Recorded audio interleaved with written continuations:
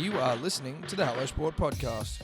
All right, welcome back to the Hello Sport Podcast. Some of unqualified opinion and unwavering bias. Tuesday instead of a Monday, Eddie was flat out with weddings, and shock horror got another one this weekend.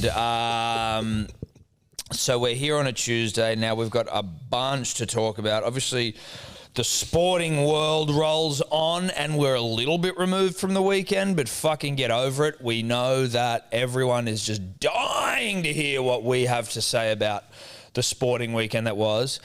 But Eddie, thank God for Tommy Tobler, who reminded us last night that you made a promise to me, to Tommy, to the punter and the dribbler. I did. Well, I don't know if I promised. No, you did. You did.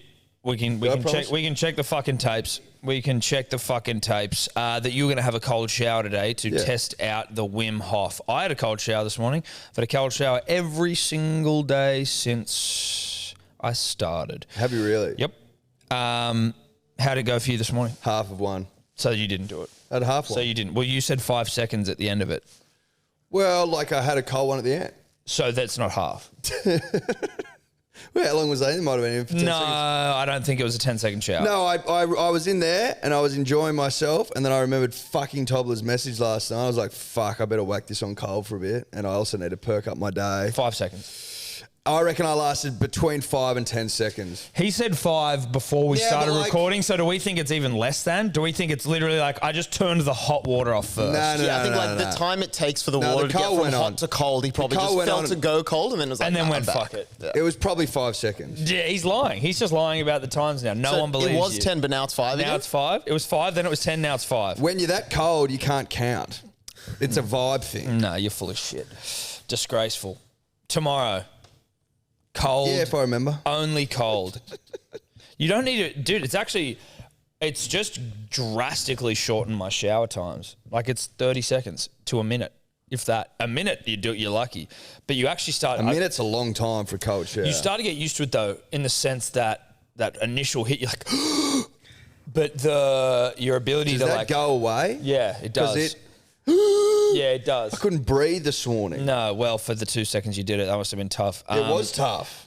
That's the toughest part. You get used to it though. So yes, that initial thing always hits you, or at least again, fucking 5 days into it, who the hell am I? But you are sounding very. you get it happens quicker. You manage to calm yourself quicker. To be honest, when it's like all over your body and your head's out, like not under the water, it's okay. As soon as your head goes under, it's all like it's fucking all bets are off. But anyway, you fucked it. You lied to us. How was your weekend? Great. Had a fucking great time. Nipped down to Tassie for some wedding planning in anticipation for the end of the year, Thomas. Speaking of cold. Fucking cold down there, bruh. Fucking cold down there. We got into Hobart on Thursday night and it was pouring rain, which is unusual for Tasmania. It doesn't usually fucking cats and dogs down there. Doesn't it? So I've been told. Like thunderstorms, whips were cracking, but good. Set the tone, you know? Like for a wintry getaway. Yes. If you know what I mean. So that was fucking lovely, mate. Nipped around Hobart, ripped and teared. Found a place to say I do. We have found a place outside of Launceston. Okay. That's all I'll say, Tom. Yeah, well, no, we don't want the found a Paps place- getting down there. Well, no, because, you know, it's a bit of a surprise for everyone. It's not about the Paps, bro. Oh, surprise? Is it? Well, and I mean, sure, I don't Well, it's know not a this. surprise, but like, I don't have to know where I'm going? Yeah, but that's all in good time. Okay, sorry. know what I mean? So you're just waiting for the reveal. Yeah. I get you. Found a place for a recovery. Found a place for, Close to the... yeah, all in the same locale. There you go. And, I'm one of the best men, just in case anyone was worried. well, yeah. Don't worry. Well, listen, at this current stage, I believe I am. Or am I a fucking... Is that what I am? Or am I... How am I involved? What do you think it is? I can't remember. As I say it, I'm like, I can't remember exactly how I'm involved now, if I'm involved. You're a groomsman. That's it. That's what are they all called the groomsmen, or are they all called the best men? Or There's is the one best man. Yeah, okay, That's that is not you. confusing. No, I'm not the best man. No. I'm a groomsman. You're a groomsman. Yeah, correct. you So go. you'll be involved, buddy. I'm there. You'll be there. Invited. We'll all be ripping and tearing. Shout out to Sebo, who literally, Eddie put up a photo on his Instagram being like 180 days till I'm Mr. Dumbrell. And then Sebo... all of 7 words in that post, and then Sebo sends a message into our fucking About Even group going, congratulations, Eddie. And then Eddie goes, look at this. It's like, does Sebo not know that I'm already engaged? I also was thought that he... Yeah, I didn't think he thought I was married yet. And I'm like, but I've already invited him to the wedding. So what the fuck's going on here? Couldn't work out where he was at. And then he was like, oh, no, I just thought I just saw 180 days and thought you were having a kid. And we were like, you didn't even read them. Like, it's fucking 7 words. And he goes, that sounded about 9 months. But it's not. It's not 9 months. It's like fucking a bit under 6, I think. Anyway, Tassie's a good place, bro. I like Tassie. I tell you what, the air down there is Crispy, as clean as it gets. You won't find cleaner, crispier air. You just won't. No. Now, I will sort of turn my wandering eye over to our Antifa man over there in Dio Dave. Is Tassie the first fucking place on planet Earth that's like net zero emissions or some shit? I think they're about to be carbon negative. Neutral, carbon negative? Yeah, I'll look that up now. But funnily enough, and so I was in Tassie recently, Launceston was, I think, the 3rd city in the world to have sewerage and to have like underground sewerage networks, along with, I think, Paris and New York, which is a weird thing for Launceston. And because they also... first people to have it. No, like the 3rd. But like top 3 in the world. And they also were the first place in Australia, I think, to have hydroelectricity. Is that right? Yeah, interesting place. Did you see the monkeys? The monkeys? There's monkeys in Launceston. I didn't see the monkeys in Launceston. What do you mean? Like, where the fuck were the monkeys in in the Launceston? city park, in like the only fucking big city park. Hold on a there. second. In Wild? Prince Andrew. Not wild. Yeah, Prince Andrew Park. I think that's it. There's fucking monkeys in There's there. like a little enclosure, and because Launceston is the sister city of some Japanese town, so they swapped a bunch of kangaroos for these like snow monkey things. Who the fuck is Dave? What are you, the I tour told manager you, I was in for Launceston like 2 months ago. What the Beautiful fuck? place. Launceston's all right. The outside of Launceston's a bit nicer. Yeah, well, I mean, you spend any more than like 2 days Launceston itself, there, reminded, you're it's like a big Dubbo. It felt like to me. Bigger Dubbo. Is it bigger than Dubbo? Yeah. I thought from Launceston that like if you had gotten rid of all the cars and the products in the shop window and just replaced them with stuff from 100 years ago, you wouldn't know the difference. Yeah, well, that's because they must have crazy heritage laws down in Tasmania because all the buildings are very...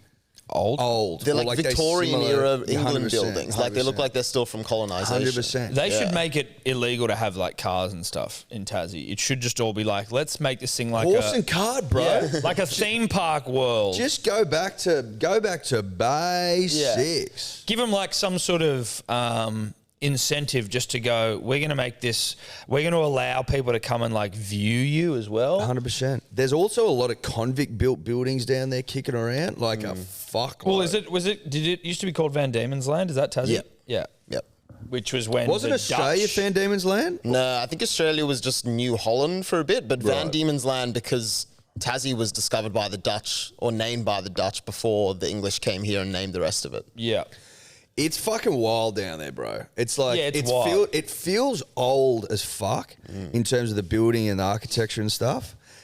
But even like the environment it seems feels ancient-y. south. Oh, like yeah. you feel like you are Very I south. don't know if that's your brain which already knows that playing tricks on you, but when I'm down there, I feel like I'm at the bottom of the world. And you pretty much are. You pretty much are, pretty much except are. for fucking south of Argentina. You are. Antarctica. Well, as in, you know what I mean. Thomas, come on. You know what I mean. Well, I'm just saying, Antarctica a little more south than Argentina. Well, No I mean, disrespect the to most south of southern. Just saying. The most southern point to that point. But back to your original question, yes, Tassie is carbon negative, and it's the 3rd place in the world to do it after the countries of Bhutan and Suriname. And basically the reason they did it is they stopped logging and they stopped wood chipping, and there's still a shitload of trees there. So there's no logging in Tassie anymore? No. I like that. See, just leave it. Let Tassie be our Jurassic Park. Let Tassie be Tassie. Yeah. It's fucking nice, brah, down there. Like, it is so nice. We drove everywhere, drove to Launceston, Hobart, all over. Like, That's the way to do it. And you just get out of that countryside and, ooh, baby, it's good. I loved it when we were in. I mean, we went to Tassie when we found out it was meant to be like a little holiday in 2019. Then we found out that we were pregnant with Evie, and then Steph couldn't drink the whole time. So it was kind of, and she had morning sickness. So it was like, you vomit, I'll drink. But driving through is the only way to do it. 100%. You got to drive everywhere. You got to hire that car and get out. I feel like holidays generally, like if you're, like when we're in America, if there was a place you needed to go, obviously we didn't drive from like the west coast to the east coast, but like we made certain, we drove a lot of the way around there where we could. Same in Europe, drove through Italy. Like it's the way to do it. Yeah, I've done the same thing. You get to see just the countryside where people are living. Well, it's freedom, Tom. Getting behind the wheel, mate. I also like listening to the radio in other countries because you're just like, nothing screams I'm in the middle of fucking nowhere that I am like aware of than just like complete nonsensical shit on the radio. Yeah. You know what I mean? Oh, yeah.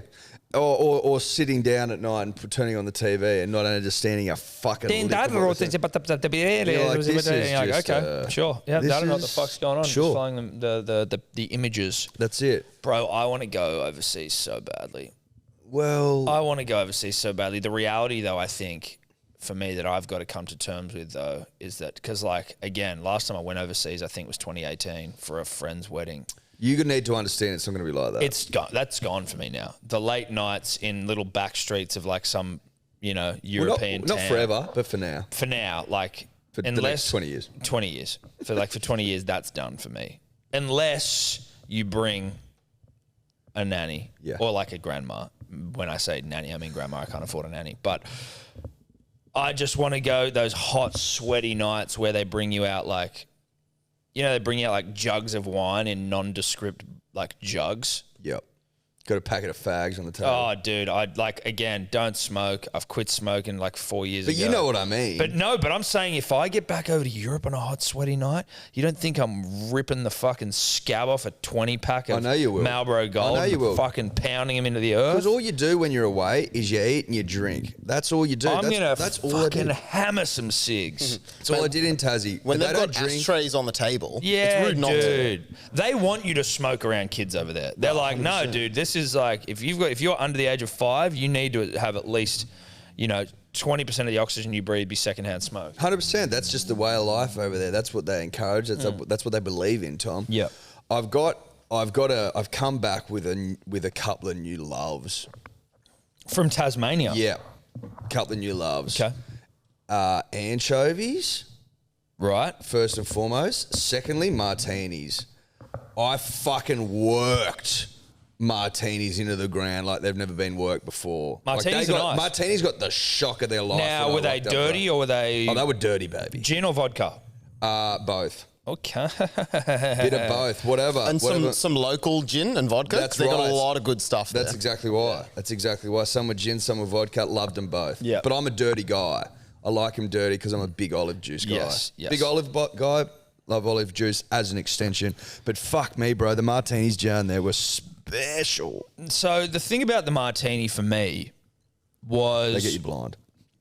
no complaints. I'd always before I started becoming a straight whiskey drinker or like a straight liquor drinker, whiskey, tequila, whatever. Mm-hmm. The idea of a martini or just even the smell of liquor made me feel sick. The smell. Like the waft when it was like, it's fumy. Yeah, Like I right. can't tell what it is, but it's like that fumy fucking Sure. thing. Yeah. And then the taste, anytime I would have like just the taste of vodka or anything, I'd even Listerine made me want to vomit. But then pounded whiskey, tequilas, et al. And then I went back and just had a martini out of the blue and was like, holy shit, I actually love these. Yeah, bro. The idea of them made me sick. And I was like, fuck that martini. What the fuck? Then had one. It was like, oh. Yeah. My palate has matured. Yeah. Your palate has come along. The last time I met this martini, Yeah. we weren't right for each other. No, we weren't. And you know what? Sometimes you've got to meet your one true love a little later in life, Yeah. You can meet them too early and Yeah. it doesn't work out. But it's crazy how the palate matures, Tom. It just if gets you mature, go all the dude. way back to like the Red Bull days, not Red Bull, what were they called? Red Bear. Oh, Red Bears. Jaeger bombs. Jaeger bombs. Little fat and- lambs. Huh? Did you guys have?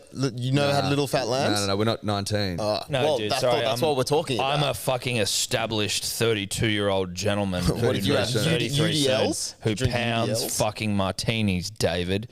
Little fat lamb. But like your UDLs of the world, your Ruskies, your fucking Smirnoffs. Your fucking double blacks, your Teds, et al. I have no time for any of that anymore. No, dude. I have no time for it. Like, I still enjoy a nice cold beer. Of course I do. Well, blokes are the order of the day. That's right. But I will... For any of your beer drinking. But I will transition earlier and earlier. Like... The thing is... 3 beers now, and I'm onto that hard stuff, baby. So that's I think part of the... Like, I like to... And if I'm on holidays, I just go straight hard. I open hard. I pound blokes into the earth, and then whenever my beer tank, which is an internal tank that all humans have, I don't know if you know that. No, I know that. Yeah, well, I thought you did. But once that fills up, and often that can depend on what I've eaten before. Have I eaten it all? Am I drinking it out of the can? Have I poured it in a glass? But depending on how quickly that fills up, I'm saying it's like between 3 and 6. 3 and 4, 5, 6, then we turn to the hard stuff. Yeah, look, I mean, at the end of the day, I just follow my tongue. I follow my taste buds. I follow... You do follow your tongue. I follow my tongue, right? You always have. I always have, and I always will. Where your tongue goes, Eddie follows. I do. I stick it out, and I see where it goes. You're like a and lizard. I'm like a lizard, like a blue tongue lizard, bruh. And what I'm finding, Tom, increasingly is that I like the hard stuff. Yeah. I like it pure. I like it cold, though, which you know. I liked my whiskeys, and then I was onto my fucking tequilas, and I'm still in my tequilas, but I'm also loving my martinis when I'm out and about. So I still love margaritas. I still love them, but I'm also like... Dude, martinis are fucking badass, and Yeah, I think they're it's going to be more- my it's- winter drink. Well, yeah, it's a mood based. It's a real mood based choice. If it's martinis Picture or this, margs. mate. We're in the countryside around Launceston. The fucking fire's roaring, and I'm just pounding martinis. Teenies. Teeny time. Yeah, You get teeny time, don't you? I love teenies. Roaring dude. fire. Oh, Mine yeah. at probably about 3 degrees. Not much Bro, above we freezing. actually got sent a bunch of martini mix, which didn't you? Do you remember having that? Or did you not have any of that? Yeah, it was Yeah, gone right. like I've that still night. got a bunch of it at home. Have you not finished it? Bro, I Dude, I have finished it straight 50 away. million children. We got sent that years ago. Yeah, but I just... Be better. Mate, what do you mean be better? What do you mean? Just become a fucking problem drinker? I like No, to as in- enjoy a little bit of this, a little bit of that. I pound some blokes. I pound some tequila. I pound some whiskey. I pound some rum. I Yeah, pound but some you haven't. But martinis. you've left martinis off, and No, I'm I haven't disappointed. left it off. It's still there. I'm having it. We got one bottle, and it No, right, years ago. incorrect, dude. I have maybe 3. Because he would send some. Shout out to... So you didn't. So you just Shout out to stockpiled. Jimmy. Yeah. So you've just stockpiled them. Well, so when you get them, or when we would get them, it'd be like sometimes he'd send a martini and a fucking Negroni. And you, being Mr. Oi, Negronis are sick. I was like, okay, you have the Negroni, you freak. So you'd take the Negroni. Negronis are sick. They're not really though, are they? They're not really. You don't like Negronis? I don't hate them, but I don't love them. I sometimes feel like with the Negroni I drink a or lot an of old Negronis. fashioned, people are doing it more so they can say they're having a Negroni or an old fashioned. I love Negronis. My point exactly. I think. Well, while we're on, But I'm really into my martinis, and that's just a fact. I was going to say, while we're on teeny time, and while I'm being the tourism ambassador for Tasmania, I just want to point out Tasmania has 57 distilleries of like gin, vodka, whiskey, whatever, and with the population of just over 500,000, that's one distillery per under 10,000 people. That's So a lot of teeny distilleries. Do they have any tequila distilleries? Because we're looking for some. I think unfortunately the climate isn't really for good tequila. for growing the agave plant. But whiskey? You could do a Whiskey, they do whiskey down there. They do Lots of gin whiskey. down there. I want to Gin. do a whiskey or a tequila. Did you go to that? I want it. Did you go to the markets? We'll be doing it in Tassie if we do it. Well, price pending. Reach out, Tassie. Did you go to those markets in Hobart? The Salamanca markets, yes. I It love was those. pouring rain, so that's a we shame. binned them. Because they're like huge, and all these distilleries have their own little tent set up where you can go tasting. So like at 11 a.m. in the morning for free, you can just get absolutely smashed. This guy. Good for you, buddy. But we did go to the Evandale markets. Shout out to Evandale. Shout out to cute. markets, dude. I don't know if this is a sign that you're old as shit, but I get really chubbed up for a market. Well, that's because markets get me going. Yeah, but like, oh, there's some like little knick-knacky food stalls. Here's a bit of jerky. Here's a bit of fucking, as you say, maybe like try out my gin. Some chutneys, some jams, some relishes, some honeys. Yes, there's a sausage sizzle in the background as well. Even Yep. if you don't want it, the sound of it's just a nice little soundtrack. But then also we've got some like knitted woolen fucking this, or some like, you know, we're selling some clothing, some accoutrements, some little scarves, knickknacks, bro. whatever. And you can tell they've been hand knitted. We got some stuff for Hamish and Carly's new daughter. Because they were there, and I go, they're fabulous. Yep. And you know what? You could tell they've been made with love. Love, craftsmanship. I won't buy anything that hasn't been craftswomanship. made with love. No. I won't buy anything. No. If Fuck it's not no. made with love, I'm not buying it. No. That's my promise to you. That's right. Well, Part of the Eddie, Dribbler. my weekend was nice. Did you have anything else from your weekend? I didn't mean to cut you off. If it comes to me, mate, If I'll- it comes to you, you can come back to it. But I felt like you'd done your dash from your weekend. Yep, sure. Well, don't say sure. I mean, if you didn't, I'd love for you to share No, more. you go. And Well, if I want you to share more if there's more to share. I said if I think of something, I'll come back. Okay, good. I don't want you to feel like you don't have, like the space, No, I feel comfortable in this space. Good. Because this is your podcast, dude. No, I'm aware. Some would say it's more mine than yours. Well, those people would be fucking stupid. I had a good weekend, but it was also cruelled. Is cruelled the word? By the babies being a little bit sick. Friday, Saturday, they got fevers, back-to-backs, or temperatures. But they weren't really sick. They just had temperatures. Fever and a temperature, not the same thing. Not the same thing, I don't think. But I don't know. They could be. Either way, I had something to do Friday night and something to do Saturday night, and the temperatures came on Friday, and then they came on Saturday. So shout out to Louis of 5 by Flynn, whose T-shirt I'm wearing. Very good clothing, very good hats. But he was having like his fashion launch. He did on Friday night. Couldn't go. And then the Saturday, the babies are fine. Temperatures are gone. They're all good. We go to the Manly game, which was great, and we'll get to it. Great. But then we get home from the Manly game. I've got an engagement party. Dave and Neve, congratulations. What comes back? Fucking temperatures. And so we cancel that as well. And then we roll into Mother's Day, and they've been completely fine ever since. So basically, anytime you wanted to have fun, they're like, fuck you. They were like, oh, we got a bit of a temperature. And again, they weren't even like really sick, but like you can't leave them with a nanny if they're a bit fucking unwell. You got to just bite the bullet. So they fucked me. They fucked us. They fucked us good. Respect to them. Well, they know how to pick a moment. They do. They're tapped into some higher power, children, where they go, well, you feel like you're getting excited for something. And there'll be no getting excited on my watch. Put your excitement back in your box. Yeah, brother. Put your excitement back in your box. Back in your box. And then we had Mother's Day, which was nice. Shout out to Steph. Shout out to my mum. How'd the presents go down? Daddy nailed the presents Yeah? this year. Yeah. What was the reaction? So Disbelief? Steph the other day was on some like website for fucking like weights, like chick weights. Chick weights, yeah. And she was like, they were like ankle weights, or you put them around your wrist, and then when you're doing your Pilates and stuff, and you give a bit of extra resistance. But she was like, I actually want the whole set, but it's a bit like, I don't know if I should, like, da-da-da-da-da. So I just got these to try it out. So then Daddy just whips out the phone, and like, you get all the different little, so there's like a bar that's weighted, you get the ankle weights, you get some hand weights, you get like a lovely mat. But the thing, it's like all cool and chicky. I think it's called Bala bars, B-A-L-A bars. But like they're all the same color. So it's all these like really neutral tones and cool and whatever. Anyway. Bringing uniformity.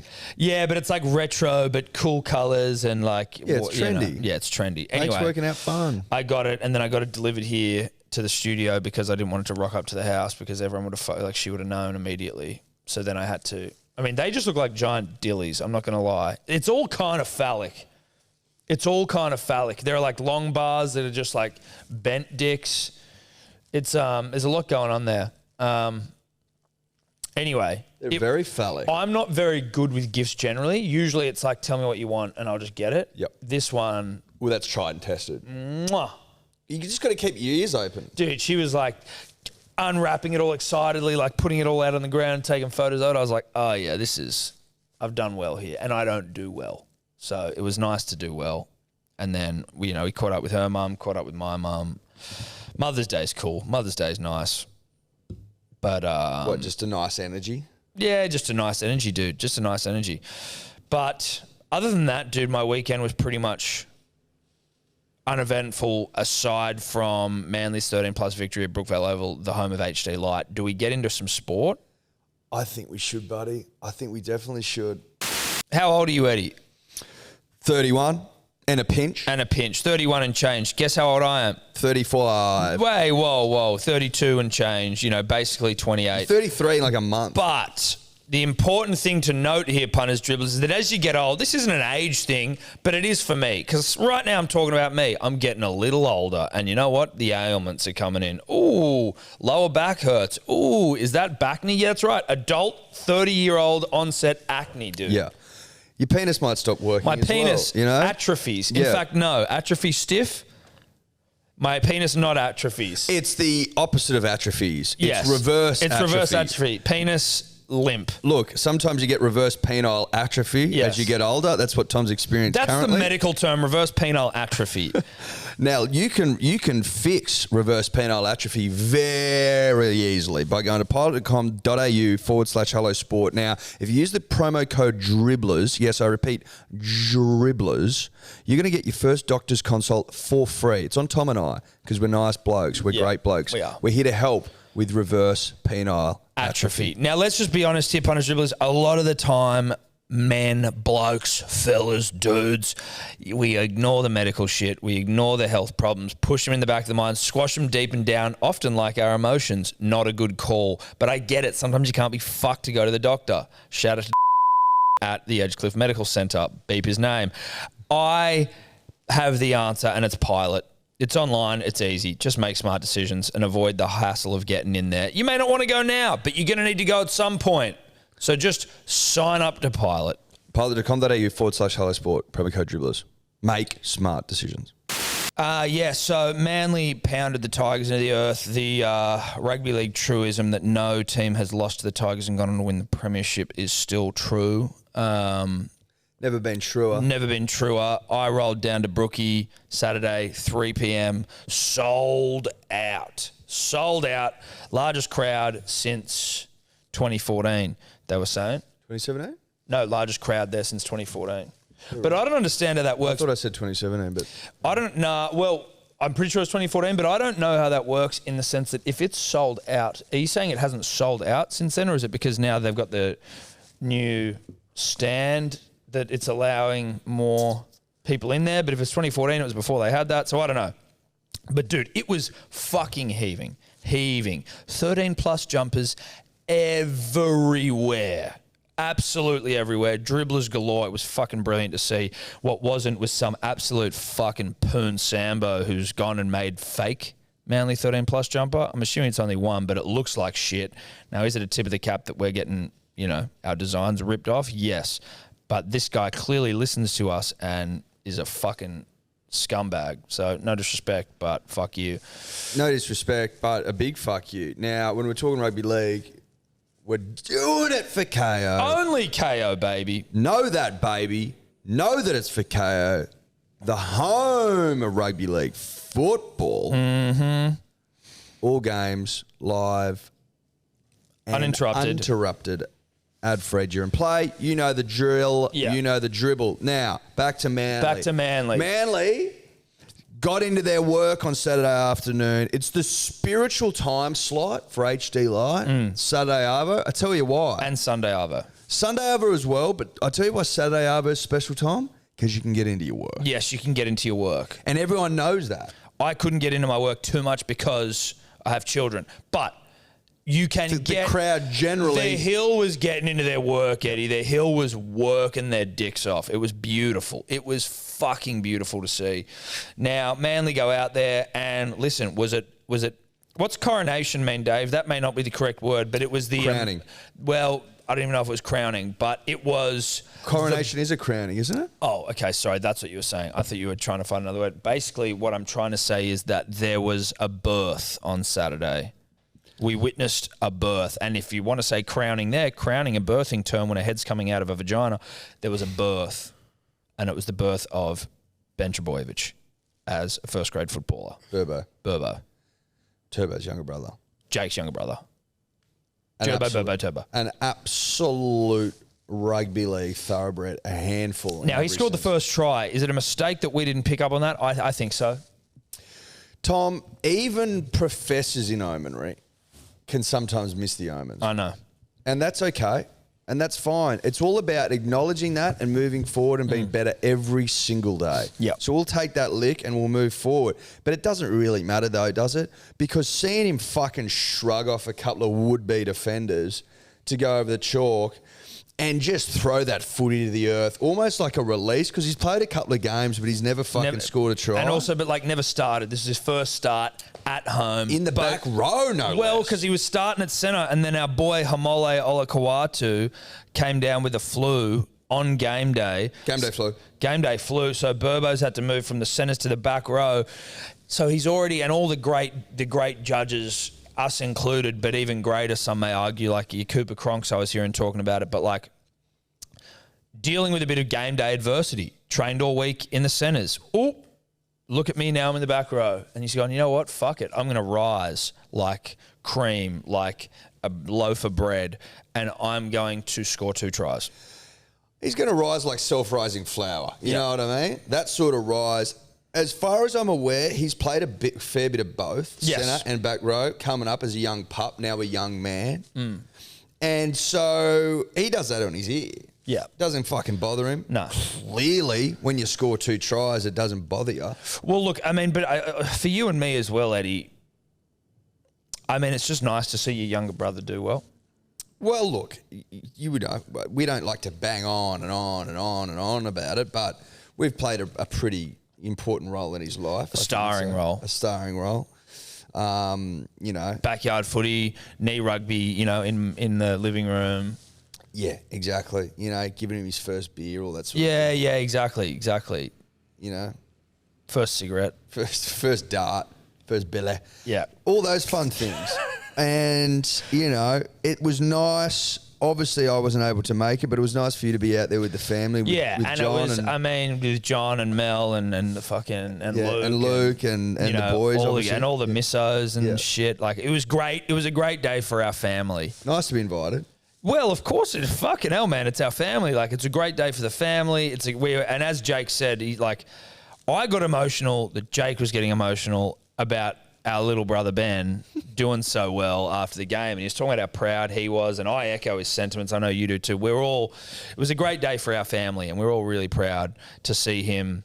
Because we've watched him come through. He's wanted it so bad. Oh, he's wanted it. No one's wanted that no one's wanted to score a first grade try and represent the Manly Warringah Seagulls more than Burbo. Well, you know, Burbo, he'd seen us scale the heights of the podcast game, and then he's seen Tommy and Jake and fucking his older brother Luke. Like, everyone's scaling, right? And then he's like, I want to scale as well. Yeah, can I scale? I'd love a scale. Let me scale. Why can't I scale? Oi, put me in. Coach, put me in. I want to scale. I want to scale those heights. Right. So, you know, to see him finally scale was really nice. And as I was sitting there with John and, you know, he went over for his second, and Mel, we all just looked at each other, we shed a tear, and we just had a hug. Yeah. It was nice. And you know what? And when you assume that someone's going to be a scaler, right? And you put them up on this pedestal and you're like, this kid will scale. At the back of your mind, you're never really sure. You never know for sure. You think you should scale, but you're like, what if he doesn't scale? What if he doesn't scale? And then when you find out he's a scaler of note. You know, That's when the tears start. Yeah. I think that's when the tears start, and the emotion overwhelms. John, John's, he's an emotional man. He's got a heart of gold, but he doesn't often cry. No. So it was nice to see. Tough exterior. Yeah. I mean, tomato farmers often are, and it was just nice to see him sort of let the walls down, and as I said, like basically just weep into my shoulder. That was at beautiful. one point. Beautiful. You sent me a nice video. That was really good. It was really good, and then we all went and celebrated afterwards. So look, a really wholesome day. I also had my biological father with me as well, and brother at one point, and obviously my lovely wife Stephanie, two babies, but. At one point, because there were, as I said, dribblers aplenty. And I was standing with my brother and my dad, and some dribbler comes up and he walks straight past me and goes up to my brother and goes, "Fuck, I just had to come and shake the hand of the great man. How you doing, bro? I love the podcast." And then my brother goes, "Oh, I think you mean him." And points at me, and then the guy looks at me and doesn't fucking recognize me at all. And goes like, "Oh yeah, hey man," like just thought it was just my brother being like, "Yeah, oh, what about this guy?" And then he's, "Oh yeah, hey mate," and just shook my hand and walked off. It was fucking hilarious. I don't think Will looks that alike, Dude. to you, but he must. No, he does. We definitely do. Like there are times when I'll see a photo of him. Like it's not like we're fucking twins. But there are times when I'll see a photo of him and I'll be like, "I don't remember doing that. Oh, it's not me." Yeah, right. Okay. Well, you've thrown this dribbler anyway. Yeah, he's skinnier than me and he's more like fucking muscly than me. Yeah, he's stronger and more He's ripped stronger and and more ripped and everything like that. So, He's more gorgeous. Yeah, exactly. So on that level, it's nice that they can see a skinnier, hotter version and be like, well, that's where it gets confusing. that's where that's it gets Tom. confusing because he hasn't had a good look then, has he? Well, look, I mean, I think he must, I mean. You both up and it's pretty Well, obvious. but I wasn't visible. But then again, he saw me directly immediately after and still didn't. So he obviously just thinks I'm hotter than I am. Clearly. That's, I think, what the reality is. But back to the football. I mean, you see that performance and how do we not win the comp? How do we not win the comp? That's what I'm saying. Now, with troops out, Schuster wasn't playing. Olakawatu not playing. Manasi Farnow, he was out. He was out. He's still out. He's still fucking out. I tell you what, Stubby Cooler, can of cola, that kid can fucking play rugby league football. He's twinkle toes, baby. Yeah, I tell you what, and look, Morgie Harps was little back. ins, little outs. Morgie Harps was back in the side because of sickness and injury and whatever. And like that was cool. But when you're seeing what Stubby Cooler Canicola can do, you're like, oh, and this is again no disrespect to Harps. It's not about Morgan Harp, but you're like, it's not about him. But it's like, oh, it's this guy. But this guy does. He has something extra. He has more. He can defend his almighty cock off, but his feet, dude. That try he set up for Cherry Evans. But like stands on a spot and then just bang, he's gone and fucking woven his way literally through three blokes. Then gives that seed. Cherry Evans in and out. See you later. What's the name of that X-Men who basically, if he can see it, he can just... Eyebrows. Dr. Eyebrows. Dr. Eyebrows. Dr. Eyebrows. Sure. Basically, he can just be in one spot and then be in another spot. I believe Cooler may have that. Quicksilver? That sounds to me more like a Fantastic Four. Yeah. The Silver Surfer was Fantastic Four. Oh. So is he called Quicksilver? No. Do you watch those movies? Yeah, I think Toddler watches that shit. Yeah, Toddler, I don't watch it. I don't watch them. Well, no one's judging you, Toddler, although we kind of are because you're an adult. But Toddler was at a Marvel movie on the weekend. Exactly. That's why I'm like, he probably knows. Is so it it's Quicksilver, either Dr. Eyebrows or it's Quicksilver. We got Cyclops? No, Iceman, come on, Dave, for fuck's sake. Well, you literally described it as the guy who looks at something and goes, pfft. No, I mean the am I person who meant to can know be it? in one spot and then just transport to another spot. So he can teleport. Yes. Teleporting. Fuck, there's a lot, aren't there? Sprite? Was it Sprite? Sprite. No.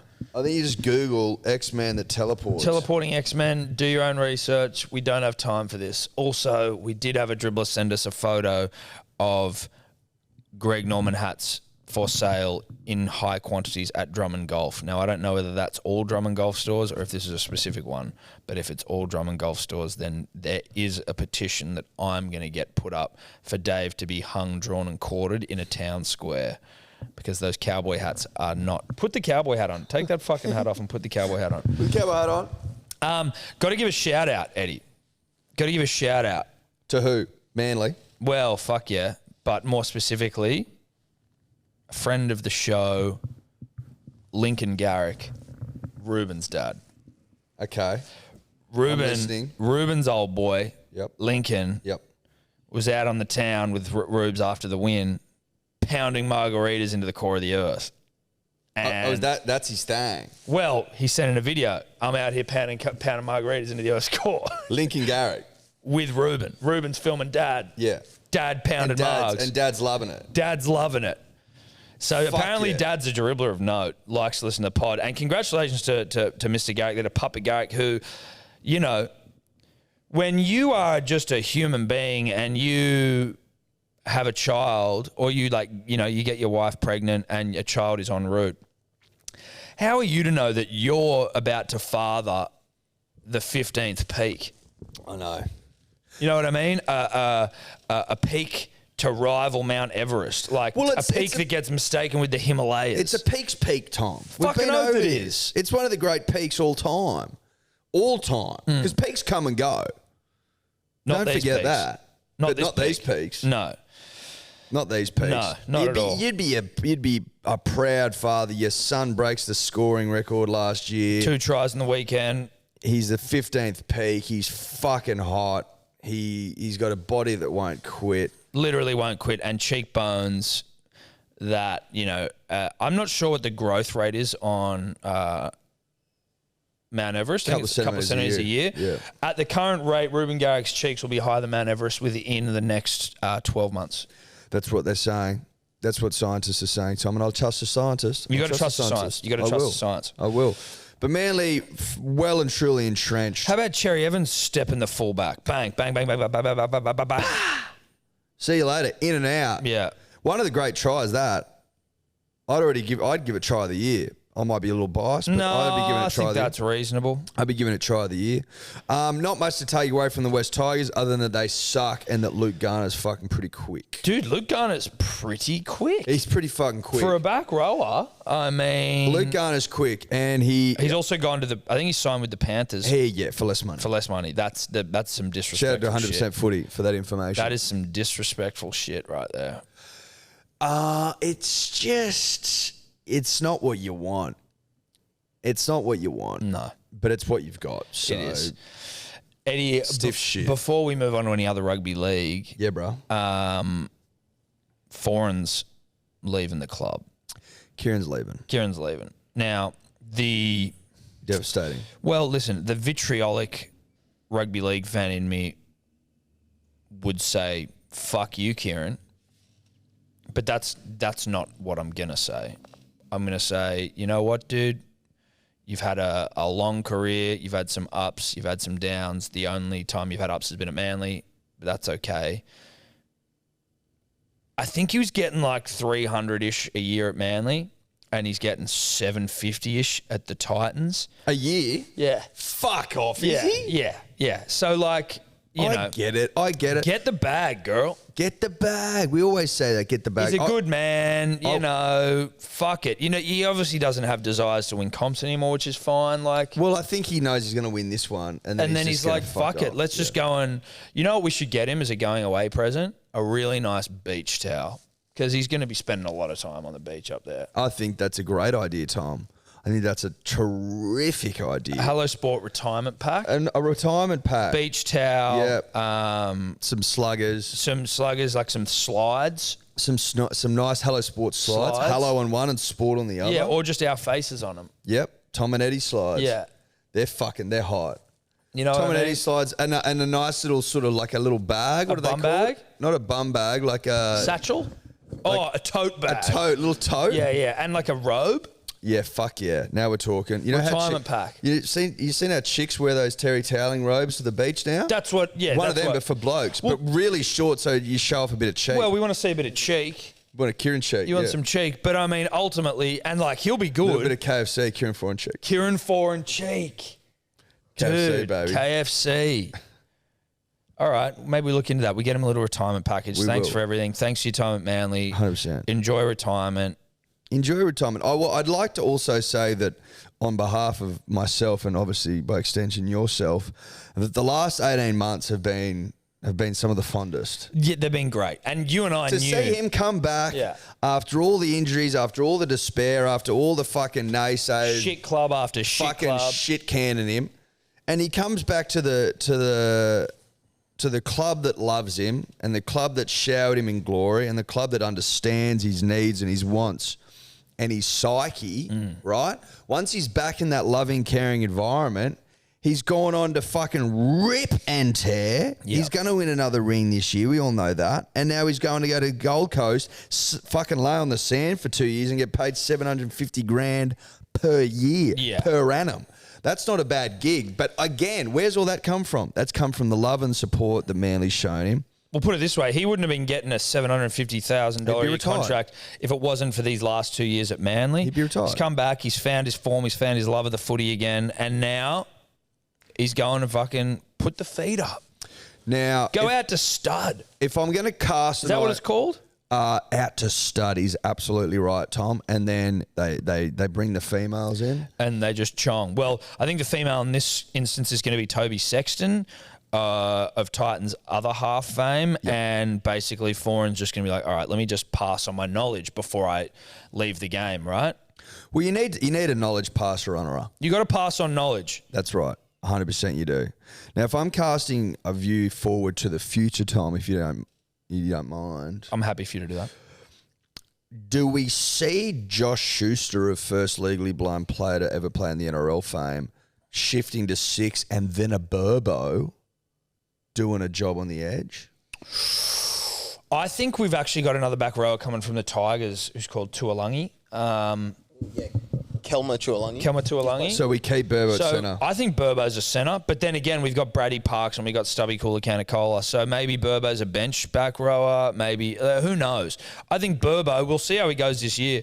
Not to be a Cooper Cronk dick rider and just repeat everything he says. That's okay. I like what he says. But he was talking about Schuster and he was like, I'd actually prefer to see him have a couple more years in the back row and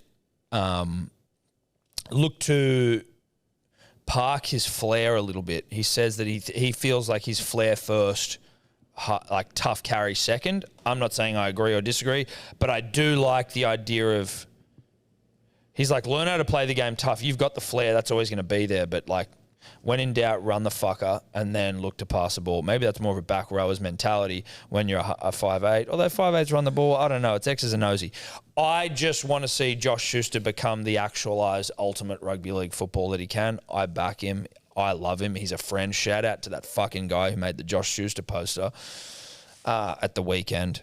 Fucking, well, mate, people are just creative, aren't they? Yeah, they are. Well, People- I spoke to him. We might be getting it. He might be making us one for the studio. Oh, that'd be great. Yeah. We need more knickknacks in here, people. Yeah. Puns and dribblers, knickknacks, we need them. I just like how arts and crafty some people are. Our audience. Our audience? Shout out to Slacky who sent us all the fridge magnets. I'll put a video up. They're so fucking hilarious. good, bro. They're so good. Yeah, they are really good. All the good stuff. Anyway, look. Shout out to Kieran. Enjoy the fucking superannuation booster up there. Enjoy the boot. Do they get super on top of their contracts? Is that how it works?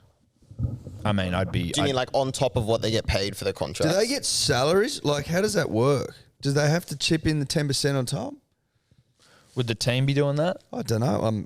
I'm just, I don't know. Or do you mean you're saying it'd be 750 super? Like, are they included? contractors or are they employees? Employees? So they'd have to get super. Yeah.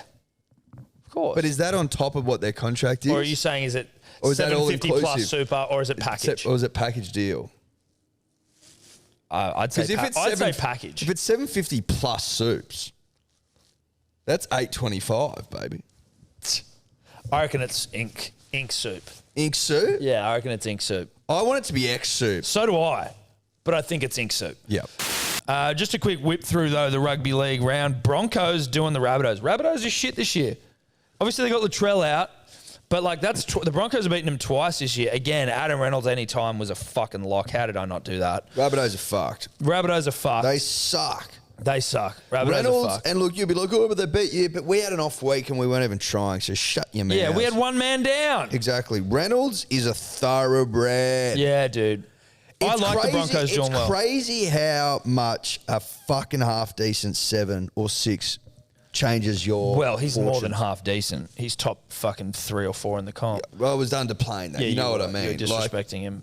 If you're legit, you can take even the worst club, Broncos, and start winning games. Yeah, and that was, again, without Haas, without Capewell. So that was impressive. And against South, not impressive at all. Yeah, I reckon I've seen some Broncos games where Reynolds hasn't even played well, but he's just kicked well, and the difference that makes alone to the Broncos is just insane. Yep. Yeah. We then move on to Raiders Dogs. Raiders got it done. Eddie, you had 1-12, but you didn't have Kotrick. Sucked in. I did have 1-12. See, but like, it's annoying. Because I get gifted these little wins, but they're not wins. It's not a win. Didn't No, fucking not score, a win. You know? But it was a shit game. Of course it was a shit game. Unfortunately, 14-4. That's bottom 8 footy. That's bottom 8 it's footy. It's actually bottom 4 footy It's bottom almost. 4. No, it is bottom 4 because it wasn't even exciting. And unfortunately, Croker got injured in his return game. Fucked his shoulder out for a few weeks. Now, upset of the round was the Eels of definitely aren't winning the comp fame, beating the Panthers. Good game of fucking rugby league footy. Sold out as well, I believe. Absolutely heaving. You'd expect that to be sold out. Yeah. Your team's ripping and tearing, and it's a Western derby. Like, At get Penrith. your shit together. Yeah. If you weren't out that game, then you want to have a long, hard look at yourself if you're from Penrith and you love the club. Disgraceful if you weren't there. That I tell you what, the ghost, Dylan Edwards, he can fucking play. Oh, he's a bruh. footballer, dude. He's a footballer. Did you see that shot he put on Papali'i when he's like going for the line? He just fucking picks him up and drives him. I don't remember it. I'm like, you don't look like anything. I can't even see you because you're a ghost. Yes. But you fucking put hits on and you're quick and you're sharp. And He's like, he is not a Tedesco Turbo Pappenhausen, right? But he is as good a fullback as you can have without having a fucking all-timer of a fullback. He's really, really good. Yes. He's really good. Yep. That's And how I just describe it. like that's he's really fucking He's good. just really fucking good. And will never command the fucking hot boy money.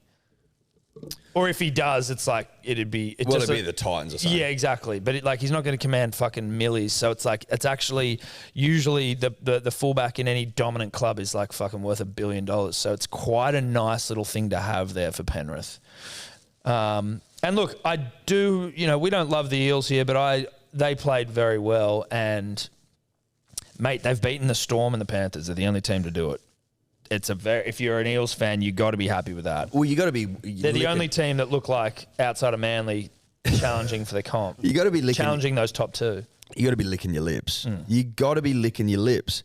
The problem is they're just a bit up and down.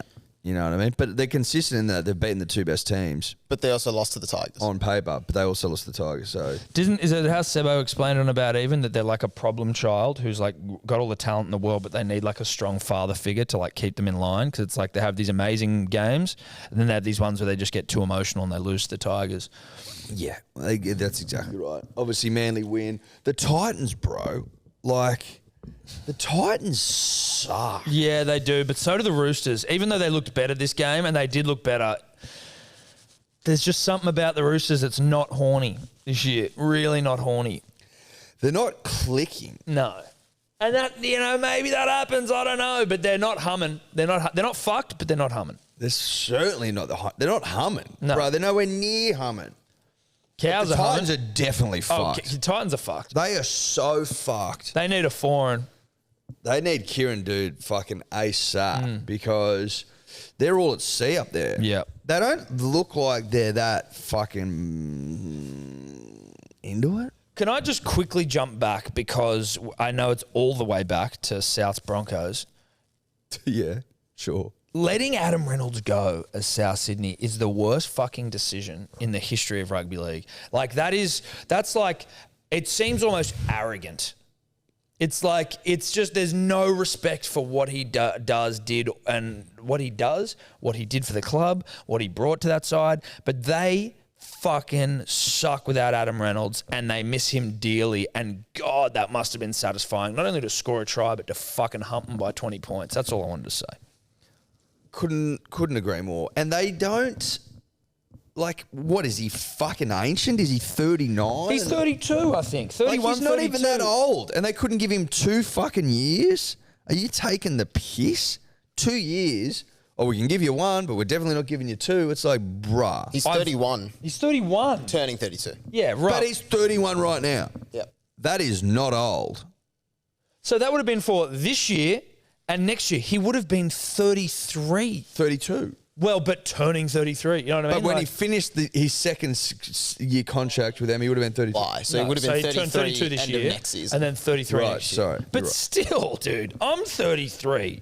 I'm fucking, you know what I And you mean? can still do the damn I'm running thing. a marathon this year, allegedly. Look, I'd like to be a fly on the wall when they're trying to justify that in their little board meetings and shit. Or however the fuck it's handled, I don't know. You know, just going, oh, look, he's going all right, but, you know, it would have cost us this or it would have cost us that. Whoever was pushing for that would be very, like, sheepish after the game in the sheds. Like, fuck. We'll just... Because surely they were like, listen, he's over the hill, he's going to get injured, he's shit. And then he takes him to a grand final and they would have been like, oh, fuck. Like, Yeah, and then... Did I say shit? Did I mean that? And then Broncos out of the cellar. He's got the Broncos out of the literal sewer that was their existence. No disrespect. Fuck the Roosters, fuck the Titans. We've spoken about that game. Cows are humming. Full cream, bro. Cows are mooing.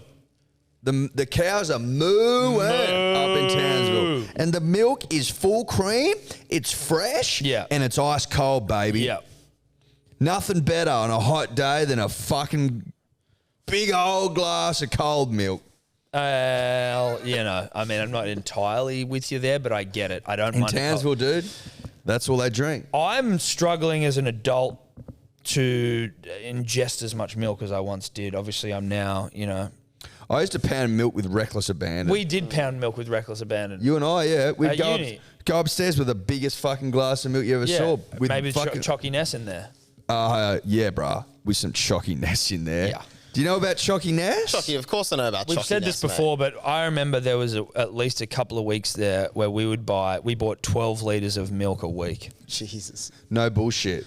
We used to fucking pound milk into 12 the earth. litres. It was you, me, and Streety. Obviously, Jarch, but Jarch never drank or had any of the things we bought. But we would get... Jarch, he wasn't a milk drinker. No. He's 12 pathetic. litres of milk a week was fucking absurd. But we did it. We got through it. I've got a mate who And we used to tried to work. squeeze into that tiny little fridge we had.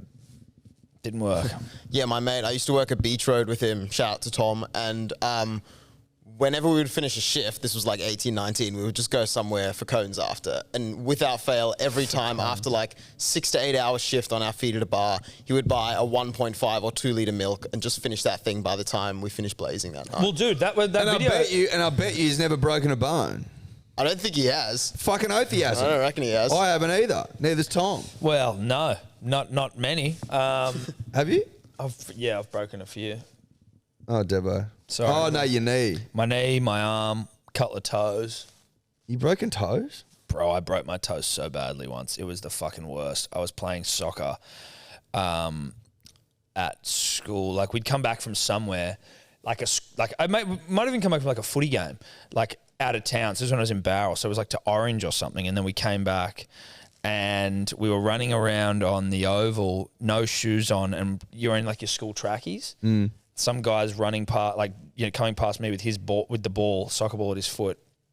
And I've just gone to boot it away from his foot, missed the ball, and my little toe caught in his tracksuit pants and just went, duh, and just like, you know what I mean? So imagine swinging it straight, like full-blown booting this ball, and it's caught my toe and just snapped it all the way outside and then fucking back. And I'm like, ah! And the thing was just, my whole foot was blue, like almost immediately. Didn't drink enough milk. I don't know if all the milk's... Yeah, if I'd had milk, it would have ripped the trackies off. It would have. And you would have fucking ripped them clean off this prick. Yeah, I would have. That's my fault. Anyway, you know how to be better. Yeah. Now, cows humming, moo, moo, moo. But the night, bro, poor Kalen Ponga must be like, Can I get some fucking help here, bro? Well, I think they got a few coming back this week, your guys of the world, but like, they're not great. They're not great. I did watch the game, but I also didn't, if that makes sense. Well, it does make sense because it means that you watched the game, but you also didn't. Well, I was sitting on the couch. As in, like, you had it on, but you weren't really watching it. Because you used to, sometimes you don't want to torture yourself, right? It wasn't that interesting. I had a few anytime try scorers on. Honestly, like, if I could have combined all of them, I would have probably had a successful bet, but I didn't, so that's great. Now, Storm, I didn't see these last two games. Storm humped the Dragons, shock horror, and Sharks. Sharks with a man down. For 60 minutes, and then 2 men down for the last 10. Still get a fucking win. Against the Warriors, Yeah. But still. Like. But doesn't that say something about the Warriors, dude? Yes, that you're going to be that many men down and you can't beat, even like, get it. Here we go. You know what? Go it again? Go it again. It was actually, Raymond's tackle was way worse. That's what people have been saying, that if they weren't already a man down, he would have gone. Does he get him around the neck? Yeah, look, he's not even that bad. And he jumps into it. You'll see in the replay, he fully leaves the ground to swing his arm. Whoa. Yeah, it's not a good tackle at all. But Ramian literally shoulders him in the fucking head. Did he knock you and Aiken out, Ramian? Because that, Jesse Ramians, get his up. Yeah. Because no one's happy with Jesse Ramians. No. But he didn't get sent off. But they're saying it's because, it was the referee or the bunker was too scared to send 2 people off. Yeah, dude, go back. Is he out? Go back. Can we get volume? Whoa. And the Panthers, speaking of blockbusters, Ramian has come out of the line here and made a big He's pumped about it, so he thinks he's got it right. Look at this. Warriors down this end of the field. Oh. Oh boy, there's a problem here again. I love how he gets to his feet and he's like, thinks he's fucking nailed it. Well, but I think it's like you can't necessarily know where your point of contact is perfectly hit. It's all happening quickly. Is his arm even up? It's happening very quickly. Again, I'm not fucking anti-player on this one, but it just seems like it was worse than Kennedy's. I don't know. The Kennedy one actually didn't seem that hectic. Like, if you're talking about red carding for like things that are like the Carl Lawton one, for example, where it's like that could have changed Cam Murray's life because it was so fucking dangerous to the spine. Whereas that one was not. It was just a fucking bad head high. I don't know. I don't think the Kennedy one's a red card, to be honest. I think that's more of a 10 in the bin, and the Ramian one potentially more of a red card. I think the Kennedy one probably looks worse than the injury would end up being because it looks fucking bad. It looked bad, yeah. But at the same time, you're not going to get much off the end of his arm hitting the neck. Like, there wasn't as much force as Ramian's tackle. Yeah. The Ramian one, it's like, oh, this has just got meat and bones behind it, and it's going straight into your fucking this head. dude might not remember the last 2 months of his life after this. Exactly. Anyway, whatever. The Warriors suck. Warriors stink. But that's the thing, right? There's a bit of like Sean Johnson fucking, all right, dude. When you've got that, when you have a man down for 60 minutes and again, two men down for whatever, another 10 minutes or whatever. Yep. If you're a professional rugby league player and you're the playmaker, you have to be able to exploit that. You have to be able to exploit fucking 2-man overlaps. Are they running out of puff in terms of they've been literally away from New Zealand for fucking years now? Living in they're living in homes and shit now. They're not living in some camp. Oh, they're not in a camp Nah, anymore? they've got places to live now, I'm pretty sure. It's not, they might be running out of puff a little bit, but also, you know what? Again, you'd be used to it by now. I don't think it's a puff issue. What do I know? But I don't think it's a puff issue. It could be a puff issue. Of course it could. You're not going to entertain the idea it could be puff issue? Puff related? Bro, it could be puff based. I'm saying I don't think it is. It could be puff based. Don't think it is. When the fuck are they going to be allowed to go home? I'm so confused why they aren't there now. I think it's next year. I thought they're going back. Here we go. Sunday, 3rd of July. They're back. Oh, round 16. Why are they not back now? I What's think going on in New Zealand? Are they fucking wigging out still? Because they need to get the fuck over it because no one cares. Maybe it's just about the planning and behind it. Yeah, and I think it's not about like going there. I think it's more about like going there and coming back and going there again and coming back again. I thought can't you fly wherever the fuck you want? Maybe. Yeah, now you can. Surely. I was on a Fuck, I want to go overseas. Yeah, I'm sure you can. Maybe it's obviously like a procedural thing. Cross T's, dot I's, Tom. Is that what you're saying? Yes, mate. It's box ticking, crossing T's, dotting I's. Making sure. Australia and New Zealand love red tape as well. They're fucking obsessed with red tape. We keep big tape.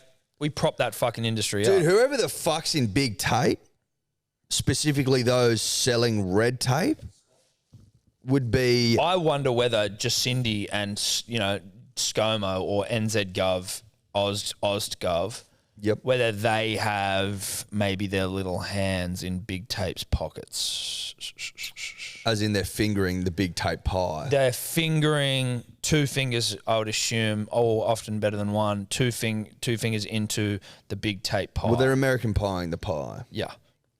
Taking a scrape. Oh, we got to have a lot of red tape, do we? Well, who's in red tape? Not us. ScoMo's got his junk in big red tape. Yeah. ScoMo fucking the big red tape pie with his gnarled, weird little dick. How do you say? Are you been following the election cycle with a keen eye, Dave? Yeah, keen eye is not Do the you way like to do the it. polls, mate? You'd be pumped about the polls. Nah, the polls don't really tell you that Polls much. are fucking Polls are stupid. bullshit. Ever since Trump in 2020, all the polls have been wrong. Yeah. Yeah. So And I don't believe the polls And I usually think- left-leaning Aren't they generally. getting right again? I don't think so. I don't trust them. And like Australia You is don't a trust weird them? place to try pick the election as well because what seems to be, the thing, ScoMo sucks, Albo sucks slightly less. I'll say that. Yeah. But That is you look at the literally it. media, then they're like, no, ScoMo is the greatest thing ever. And all Bro, this, the but, like, fucking ScoMo dick sucking in the media, and again, I don't love either option, but I hate ScoMo. But the ScoMo dick sucking is insane. I also listen to a lot of 2GB because I hate it.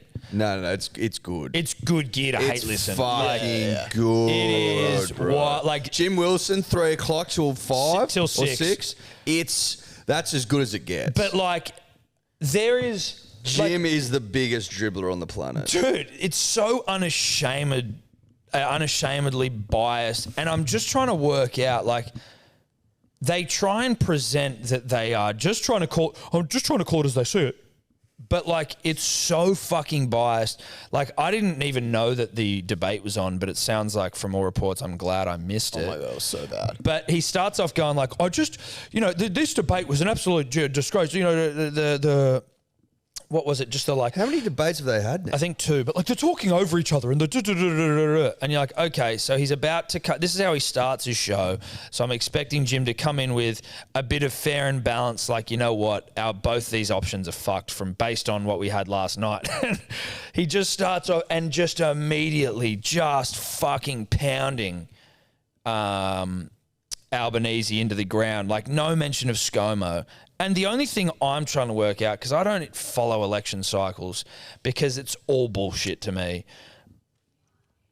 But from a 2GB heavily biased standpoint, do they have in years gone by? Do they talk about the positives of the person that they're supporting, David? Because like you don't hear anything from them about what ScoMo's doing that might be good. All you hear is about how fucked Albanese is. And I'm like, listen, he does seem to forget a lot of shit when he's like at these press conferences. But I'm also like, I'd probably forget a lot of shit too. And maybe it's like, it's okay to just like, I just wish you'd maybe acknowledge it. Yeah, like, fuck, I've got a lot of things to remember here, but that's kind of why I've got a team around me and like people to help you remember shit. I don't know, but... And just the whole like gotcha question thing as well, just kind of actually that takes really away from the helpful? substance. Yeah, it's like, this Dude, isn't that's this isn't Australian a test of who has the politics, best mate. memory. It's yeah. grubby. It's backstabbing. It's But it's fucking, like, it's so like... and it's just not really like helpful to... I'd love to vote for whoever's got the best... I'm not rusted on either way. I'm pretty sure in the past voted Liberal and Labor. I can't even fucking remember. But like... don't just ask, oi, can you remember oi, what's your times tables? Oi, can you do your 2 times time tables? Like, can we just get some real shit? Can we cover some real issues? What do you define a woman as? God, bro. Even if you who gives a fuck what you think? What's that got to... The fucking, the roping in of trans people so unnecessarily to this election cycle purely for the fact to fucking denigrate them and have a go at them is just, that gets me more than anything else. It's not even about having a go at them. It's just going, there are people that... This gets some people pissed off. It's not actually... I don't even think they care or have considered the trans fucking community in this situation. They've just gone, fuck it, we're just going to... This will get people pissed off. Mate, it's all it is. It's pathetic, our election cycles. They're so pathetic that they're almost entertaining in their own weird way. There needs to be an alternative. It's like watching a car crash. You can't look away. Yes, the dribbler. it's like that. You're like, bro, there needs to be well, that's the point. There needs to be an alternative. There needs to be a party that stands up for the rights and interests of the people, Tom. Someone that cares. That can unite dribblers. And punters. And punters. And people that aren't punters or dribblers. But people that identify as a punter or a dribbler, or that want to be, or look at the ideals that the punter and the dribbler hold close and identify with them. And go, you know what? I wasn't, but maybe now I am. Yes. A Dribbler United party. Something like that. Like a party that is policy. It's people first and policy first. It's policy and people and panache. Yeah. Policy, people, panache. The Dribbler United party. The 3 Ps. Policy, people, panache. The Dribbler United party. Vote 1, Tom and Eddie. Independence. Yeah, of course. Codependence. Well, codependence. Codependent members. Yeah. For, what am I? Wentworth. And you are... Warringah.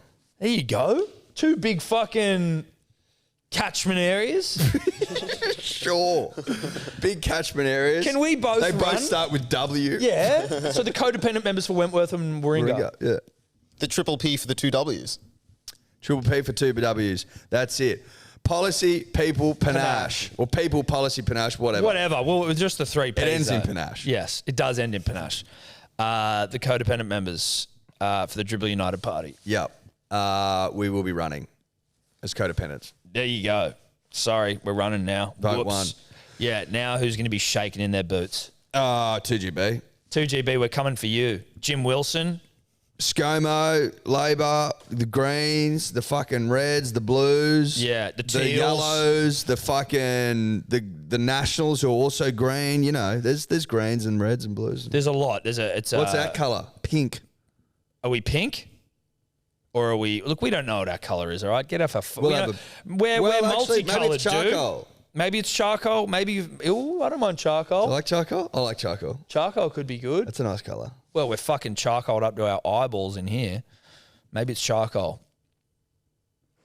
Dribble party. Triple Ps. Dribbler United party. We're running. Shout out to KO. Shout out to KO. That's rugby league. We love KO. We love KO. Fucking oath KO. KO's the best. Bit of biff, Eddie. Bit of biff, bit of biff, bit of biff, bit of biff, bit of biff. So obviously, you know, you've already heard our interview with Paul Gallen and Harry Garside. Some are calling it the most revealing interviews in the history of combat sports interviews. Well, I heard that it was in the history of competitive sport. Tom. Competitive. I got combat and competitive. You're right. History of competitive sport. That's what they're saying. They're saying no 2 interviews more revealing, more courageous, they're saying, more in-depth, more entertaining as well. Feedback's been terrific. Yeah.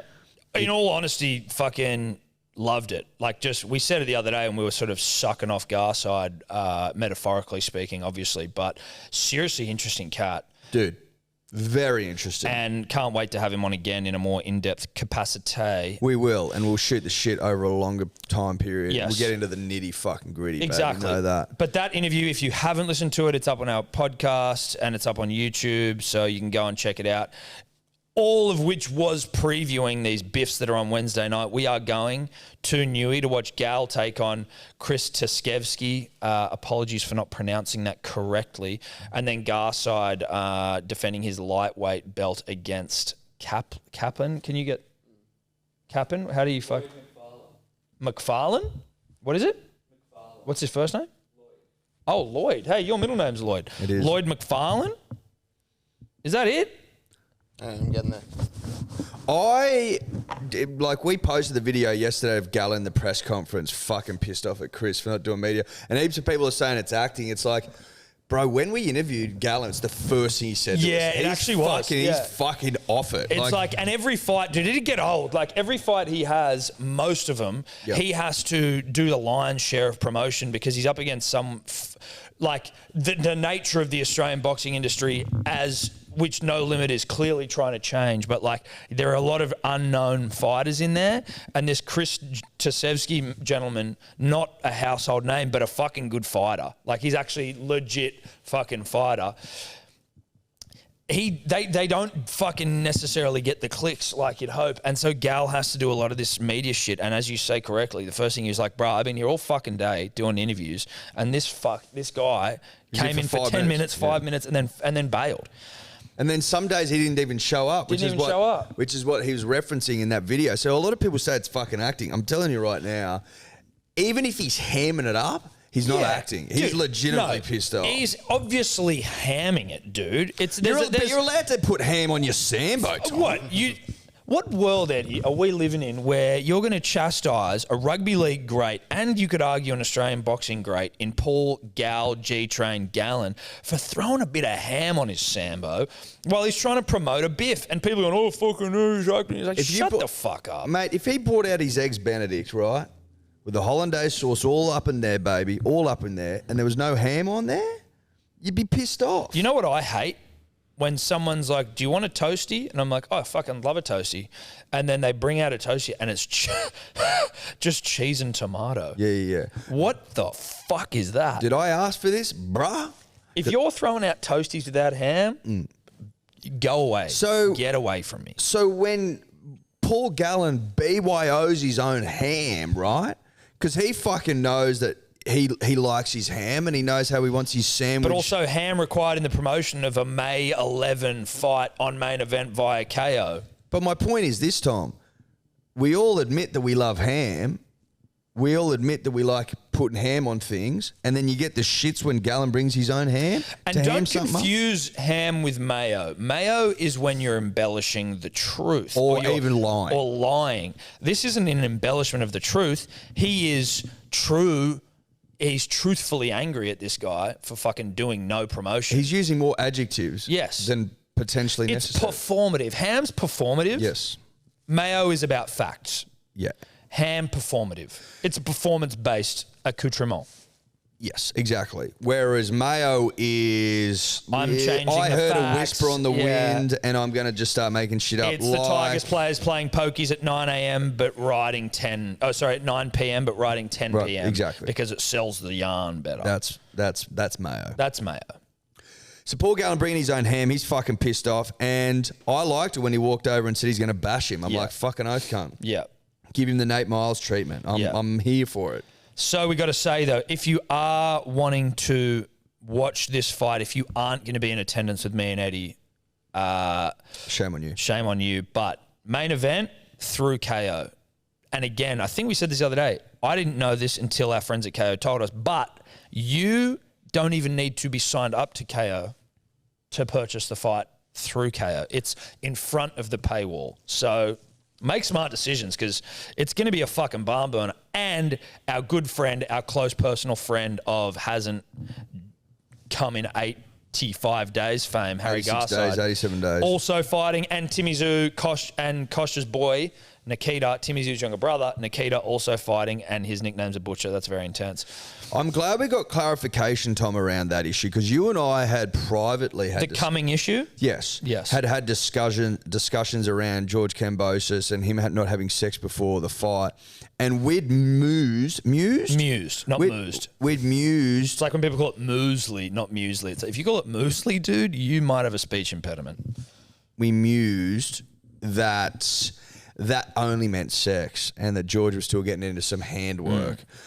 However, I think now that Garside said that he didn't ejaculate for 87 days, we can clear that up. We can clear that up because, I mean, it doesn't make sense to be like, oh, I can't fuck, but I can jerk my meat in a shower. You know what I mean? Twice, 3 times, 4 times daily. Exactly. So It I doesn't mean, make that wouldn't sense. really count, would it? No, it wouldn't. It'd be silly. But to hear that he went 85 days without jizzing, It was a bee's dick off 3 months. yes, I'm rounding it to 3 months. I'd be rounding it too, Tom. I'd be rounding it. I'm here to comfortably. round it. Yeah. That's fine. But then to have it be a disappointing one, I don't know that it could be a disappointing one. I don't even know if that's possible. Even the fact that it happened would be good. Do you know what I mean? Like, I think it would be. I can't see how it wouldn't be a huge relief, a huge weight off the shoulders. Surely that starts to play on the mind night and day. yeah, day. bruh. Like, I get discipline, and I'm not. I mean, the thing is that to be great in these certain, you've got to be super disciplined and a little crazy. I think, like, to do all of these things, like the things that he spoke about, where it's like he'd set an Set the alarm alarms, yeah. every 10 minutes or something, and he would have to stop and imagine himself on the podium. You have to be a little bit cracked, I think, to, like, you know, do this sort of these routines. I don't know what my longest period between nuts is since first nut was achieved. Since nut was discovered. Since first nut was discovered, since the discovery of nut, I don't know what the longest nut-free period of my life would be, but it wouldn't be long. And I certainly know that your NFP, your nut-free period. nut-free period, your NFP, it'd be minimal. It'd be minimal. But I do know that at the point of maximum head noise is the period of longest nut-free. Well, yeah, based on my experience, the longer the NFP, the More head noise you feel. The more head noise you experience. Yeah. I don't think I'd be looking truthfully at any longer than 5 days. Dude, unless... Even that seems long, but like... I think 5 days, 5 to 10 days. 10? 10, I don't know. I'm just saying, like, that would be it. 5 to 10 days NFP. If someone said to me it was longer than 10, I'd be truly shocked. You know, if someone had like... You'd have always thought about having a counter on your life for certain things, you know? Yeah, and NFP would be helpful. What's my helpful. longest NFP? It would... If it was longer than 10 days, I'd be shocked. But you never 85 know. days is sickening. Sickening. It was 3 months. And that's why I can't wait to get him back on, because, again, we were in a room doing these interviews. Like, we were at the... I mean, it wasn't the NRL 360 desk, but it was that sort of vibe at Fox Sports. It's a different vibe up on that It's desk. a different vibe, but, like, It's a different vibe. you're very much sitting in a room. You're at these desks, which is like, you know, you're sort of like... You don't feel comfortable. You feel like you're in an office. I didn't feel comfortable at all. No, but like Couldn't lean this back. is you can lounge and shit, right? But I would like to get into it with him because I had many more questions around the nut-free period that I didn't feel like we had time to fully. I'd like to dig get him. into. I'd like to get him down to like a 135 degrees and just go Yeah. go. Where we at? Let's start nutting this thing out. Yeah. And I think then you could have a really good time. Shout out to the people at Fox Sports though. It's funny in that room, right? Like with all the fucking desks and cameras. Producers and camera There's operators. fucking 10 and- people in there. Yeah, it was wild. And like to start the interview, like I'm thinking, you know, it's just kind of like we were recording it as a podcast. So I don't think it was necessarily, I don't know if it's going on KO. I don't know. Maybe. But I just sort of thought like, oh, well, we're just recording it here because this is where they are for media day, as opposed to like, this is going to be also potentially on KO. But so they're like, all right, intro to camera. And I'm like, oh, fuck. Okay, shit. And I'm watching this camera like move and like come into us as I'm talking. I'm like, okay, woo, this is different. You handled it all right though. I But think, well, I mean, you know, we're pros. didn't need to do 2. No, didn't. In Well, fact, we they actually did. did. But that was on them, not us. Yeah, that's not right. us. Not our problem. Not our problem. But anyway, so that is, again, this Wednesday, May 11th, Correct. on main event. Yeah. Purchased through KO. Gallon v. Chris with a K. Chasevsky. Apologies about pronunciation. Harry Garside of not coming in 3 months' fame, taking on Leighton McFerrin, and then Nikita Zoo, the butcher, Kosta's boy, taking on Mason Smith. If you want a little same fight multi, we've actually, I forgot where they said, I think it was round 7 and 8, Gallen and Garside predicting their victories. We didn't speak to Keats, but we'll talk to him post-fight. But you put all those three in a little multi, might be juicy, don't know. Now, while we're still on Biffs, Eddie, the UFC on the weekend. Yep. Did you watch? No. I did. Now, I was with... You were in Tassie. I was planning. Michael Chandler kicked Tony Ferguson in the face so purely. It was comfortably the greatest head kick knockout you've ever seen in your goddamn life. Tony needs to retire. He looked good, dude. First round, you could argue he won. Yeah, but these head knocks are so etch. Of course. I agree with that. He has a history of etch behaviour. Correct. Agree with all of that. That aside, he looked all right in that first round, dude. I mean, yeah, he got his head kicked off. That photo is so fucking wild. Yeah. Bro. There's a similar one that we put up as well from Frankie Edgar when he got his head kicked off. They produce the goods, those shots, but fuck. I hear you from that perspective, from the sort of the concussion perspective. But from he didn't look too bad perspective, he looked way better than he's looked in the past. And he had Chandler, I think he had Chandler hurt in that first round, but Chandler's a motherfucker as well, dude. Like, he is a motherfucker. He's been a great inclusion in the UFC. He's now lost 4 fights in a row, Tony Ferguson. Yeah, I know. And which is crazy, because wasn't he penciled in to fight Khabib? Dude, that was before the Khabib fight got pulled for the 5th time because COVID hit. Thanks, COVID. Another thing COVID fucked up. It was him and Khabib for the 5th time. It was being scheduled, and then COVID fucked us. Like, on the world being locked down, it was like, are they going to do it? No. But then he went and he fought Gazey, got fucked up. Oliveira got fucked up. And then I can't remember who else he fought, but no, keep it on this card. Don't worry about it. But yeah, he's lost 4 fights. Chandler's obviously won, and then there was maybe one more in there. Was it a Islam Makhachev, or was it a Benil Dariush or a Dan Hooker? I don't know. But anyway, that knockout was fucking incredible. Then Rose Namajunas against Carla Esparza was the worst fight I may have ever seen in my entire life. It was absolutely poor. It was ridiculously bad. And I almost was happy that Carla won just it. Boring as batshit? They did nothing.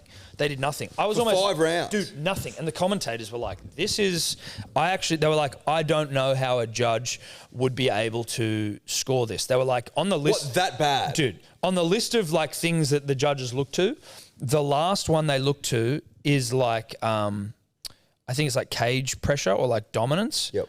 And ring control. Ring control. And that's literally the last metric they consider because there's all these other things that are more important. Yep. And they were like, it might be the only thing they have to go off here because it was just so like... So they didn't exchange at all? Like, the least punches thrown in a fight, maybe? It was ridiculous. And then, you know what? I actually think that like Carla probably did win because she had she was more aggressive. Again, nothing happened, but was more aggressive. What happened to Rose? Just froze? Dude, the game plan... Rose froze? The game, not really, yes, but the game, like Carla is a wrestler and apparently she just takes chicks down. And Rose was like, the way that Carla wins is that people just come in and rush her and then she takes them down. So she's like, I'm not going to do that. I'm going to fucking stay outside. But just was not aggressive enough at all, bro. And so Carla won it and then Rose salty as fuck in the post-fight press conference. But I'm like, dude, did you... I wonder Why she thought she was robbed? Every time she'd go back to the corner, her coach was like, who is also her husband, was like, you're doing great. The booze mean you're doing the right thing. And it was like, no, dude, she's not doing anything. Why do the booze mean she's doing the right thing? Because I think that the game plan was to fight maybe a boring fight, not a war, and just stay outside and pick her apart. But she wasn't picking her apart. She wasn't doing anything. And so what, got shit advice as well from It seemed like it. But her other coach is Kamaru's coach, is Gagey's coach. So he's a weapon.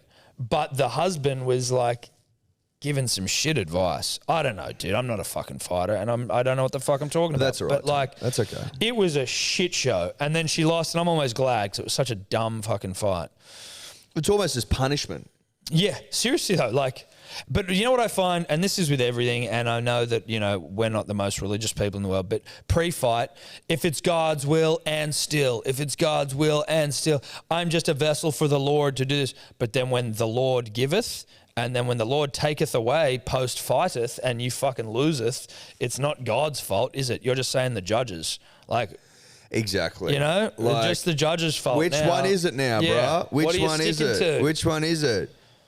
Because if it's God that gives the wins, it's God that gives the losses. Yeah. Do you understand how that works? Or do you think that it's literally that God would just showered you specifically with glory? Is that what you think it is? Is that what you think it is? That you're like one of God's favorites? Yeah. Now, she was salty as all hell in the post-fight press conference. I don't know. I did see a tweet or something from her after that, which was like, I'm a shit human. I'm sorry, da-da-da-da. So maybe she had some time to like look at the fight and reflect. She probably watched it back and realised she didn't throw any punches. Yeah, it's also a symptom, I guess, of like the hyper-competitive athlete when they lose and they're really fucking dirty about it. Yeah, but it's like when you're in a fight with your missus and you get really hot under the collar and maybe say some shit and then you don't want to cede ground.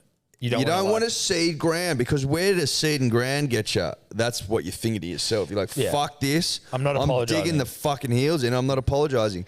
Makes it worse, though, because then you end up apologising after you've gone through way more shit. My point is, once you've cooled down, as it were, clarity returns and you can sometimes see the error. Isn't that the worst when you've been like so fucking stubborn and steadfast, and then as the whatever the chemicals are that make you fucking angry, you can feel them just like dissipating and you start going, yeah, probably shouldn't have said that. And then you start getting filled with another chemical known as regret. Yeah, fuck. And you're like, oh my. But you go, how the fuck didn't I see that? Yeah. How didn't I see it for what it is? Yeah. And now I'm going to have to go and apologise. Which I hate doing. I hate apologising, and now I'm going to have to go apologise, and I should have just done it a long time ago. Yeah. Or I just shouldn't have got us into this mess in the first place. That's where Rose was at, whinging and complaining after her loss. But she saw the light, as it were. Well, I think she saw the light. I don't know. But none of that really fucking matters in relation to what Charles Oliveira did. Dude, so... First guy in the history of the UFC, first champion to miss weight. Yes, is that right? it missed weight by half a pound, but there's some controversy around it so those scales that they get weighed on are they're in the hotel where all the fighters are staying. Mm-hmm. And so I believe as fighters are cutting weight... they're just in a room, like in a fucking conference room, these scales, and because they're the scales by which they're used, I think the fighters all come down during their weight cuts and go and check. But then there are like Brazilian fighters or European fighters who go in kilograms, and American fighters, so they're changing the fucking, and so there's a school of thought or an argument that the scales were fucked with, not through any nefarious means, but through people coming down and checking. And so they were slightly off. And why wouldn't you just get another set? Again, dude, don't ask me that. I don't know. This is just what people are saying. And that there are a couple other fighters who are like, oh, yeah, they were a bit off. Or, they came down, and... So there was that was a potential argument being thrown around. Now, ultimately, it's half a pound. It doesn't matter, but there are rules, and so he had to be stripped of the title. But, dude, he's the truth. He's the fucking truth. Again, Gazey dropped him twice in the first round, and then he still came back and fucking dropped Gazey and then chokes him out. Like, he's incredible. He's so good. So goddamn good. And, again, he's been fighting in the UFC since he was in his 20s or like 19 or something. He's had like 30 fights in the UFC. Fucking outrageous. And then only since he, like in the last year. So how many grams? What, it was like 229 grams or something, wasn't it? Yeah, it was half a pound, which I think from memory, 226 grams. Like that is so... Bro, that's nothing. And so mate. ultimately it means nothing. It's not like it changes. It's just the rules. It's just the rules. You've got to make weight. And then he'll fight for the belt that so now it's sort of technically has anyway. He's the number one contender. So the next fight will be him versus someone else for the belt. But it was a good fight as well. Who do you reckon that'll be against? Well, it depends. Do they shortboard Conor? Yeah, it could very well be a Conor. It could be a Islam. It could be a Poirier. Who the fuck? It could be anyone, dude. If Connor's ready, it'll be Connor. How many times has Gazey fought for the title? Twice now. Both losses? Yeah. Poirier's fought how many times? Twice. Both losses? Yeah. Mate, it feels like it could be Connor. The reason that Connor Islam will get fucked up, won't he? you would think so, Edward. He's coming off another fucking long layoff against the champion who is fucking hot to shit. But the Islam Makhachev is on a 10-fight win streak. I think Oliveira 11 or the other way around. The only knock on Islam, who just is fucking, Khabib light, is that he has only fought one person inside the top 10. But that's apparently because he's getting ducked because no one wants to fight him because he's a fucking animal. Interesting. Anyway, times. That's weird card. But they did announce, they announced that Stylebender is going to be fighting Jared Cannonier in July, and on the undercard it's Volkanovski Holloway 3. So that's horny. Maybe KO want to send us to Vegas. Have they announced another fight for Bam Bam? Yeah, he's fighting Cyril Gahn. Is he? Yeah, dude. When is that? That's a fucking serious test. Bruh, what the fuck? Because Cyril Gahn's a motherfucker. Like, he is a motherfucker. Oh, so they've sent him up again. Cyril Gahn. Expressed interest. Nah, I'm pretty sure it's been announced. Hasn't it? That was on the 5th. Taito Avasa versus Cyril Gahn. No, that was Cyril Asker. Yeah, here we go. Oh, here we go. 5 days ago. In Paris. Send us to Paris.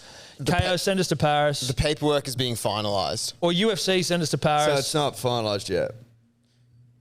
Not yet, no. Hey, UFC or KO, please send us to Paris for this. We'll go to Paris. We'll go to Paris. What 100%. date? Oh, so they haven't got a date? Yeah, it's not Yeah, finalised. not yet. We'll make it work. Send us to Paris. Send us to Paris. Send us to Paris. But that's Biffs.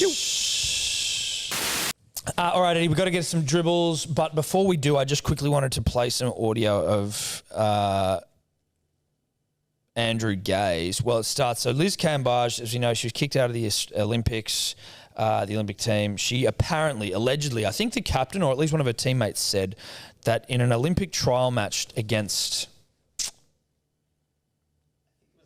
Nigeria, potentially, she said to him, go back to your third world country, allegedly.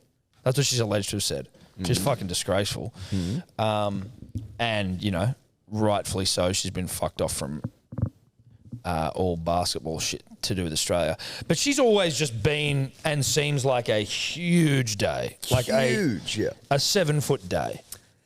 The biggest. The biggest day of all time. She's almost an 8-footer. She might be an 8-foot day. She might be Chopu fucking charging. Yeah. 20, 40, 50, 60, 70, 70, 80. 100-foot day. Yeah. Anyway, she then came out and said that she had no support from Basketball Australia and the Opals and all that sort of stuff. So I think there'll be a little bit of audio at the start of her speaking. Yep. And then it comes to the king, the GOAT, Andrew Gazey, who just fucking rips into it. And if you're trying to work out like where the truth lies, because there's he said, she said. Yep. Andrew Gazey seems to me to be like the most upstanding moral individual maybe on planet Earth. If he's saying something, I believe it. And he's not the only person saying it. I'll back Gazey. But like, let's say Andrew Bogut criticises her. You go, well, Bogut, he might have an axe to grind. He hates her. Whereas Gazey just seems like a nice Magoo dad with some basketball shoes on. You can always trust a Magoo. Yep. Generally. Not always. But in Andrew Gazey's case, you can. Let's just play it. I'm supported, I'm protected on a level that the Opals or the Australian team never gave to me. My heart lies with those who want to protect me and those who want me to be the best I can be. And I never felt that in the Opals at all. That is highly offensive. I've been in a privileged position to be on the board of Basketball Australia during much of her time, and I had a long conversation with her directly, and unfortunately I couldn't have that conversation just one-on-one. Her agent had to be there. Right. And we went through some of the issues that were clearly apparent issues about where your priorities need to be, and there was a complete lack of understanding that, well, maybe I'm not wrong, but I can see another side of the argument. Refuse to see it. Refuse to see that her behaviour was not there. In addition to that, there was some behaviour that Liz had that, under any reasonable judgment, that there would have been some significant repercussions that were there, that she was supported not just by me but by others along the way. Are you saying that Liz Camber did some things that you were dealing with, And a lot of it's documented. and you tried to help her through it? 100%. And to say that she wasn't supported is unfair. The bottom line, she made some decisions that didn't support her teammates. Yet, despite that, her teammates supported her during that time. Yeah. Now, the problem is, in her mind, she didn't think she was letting anyone down. And I'm talking about whether you show up. Yeah.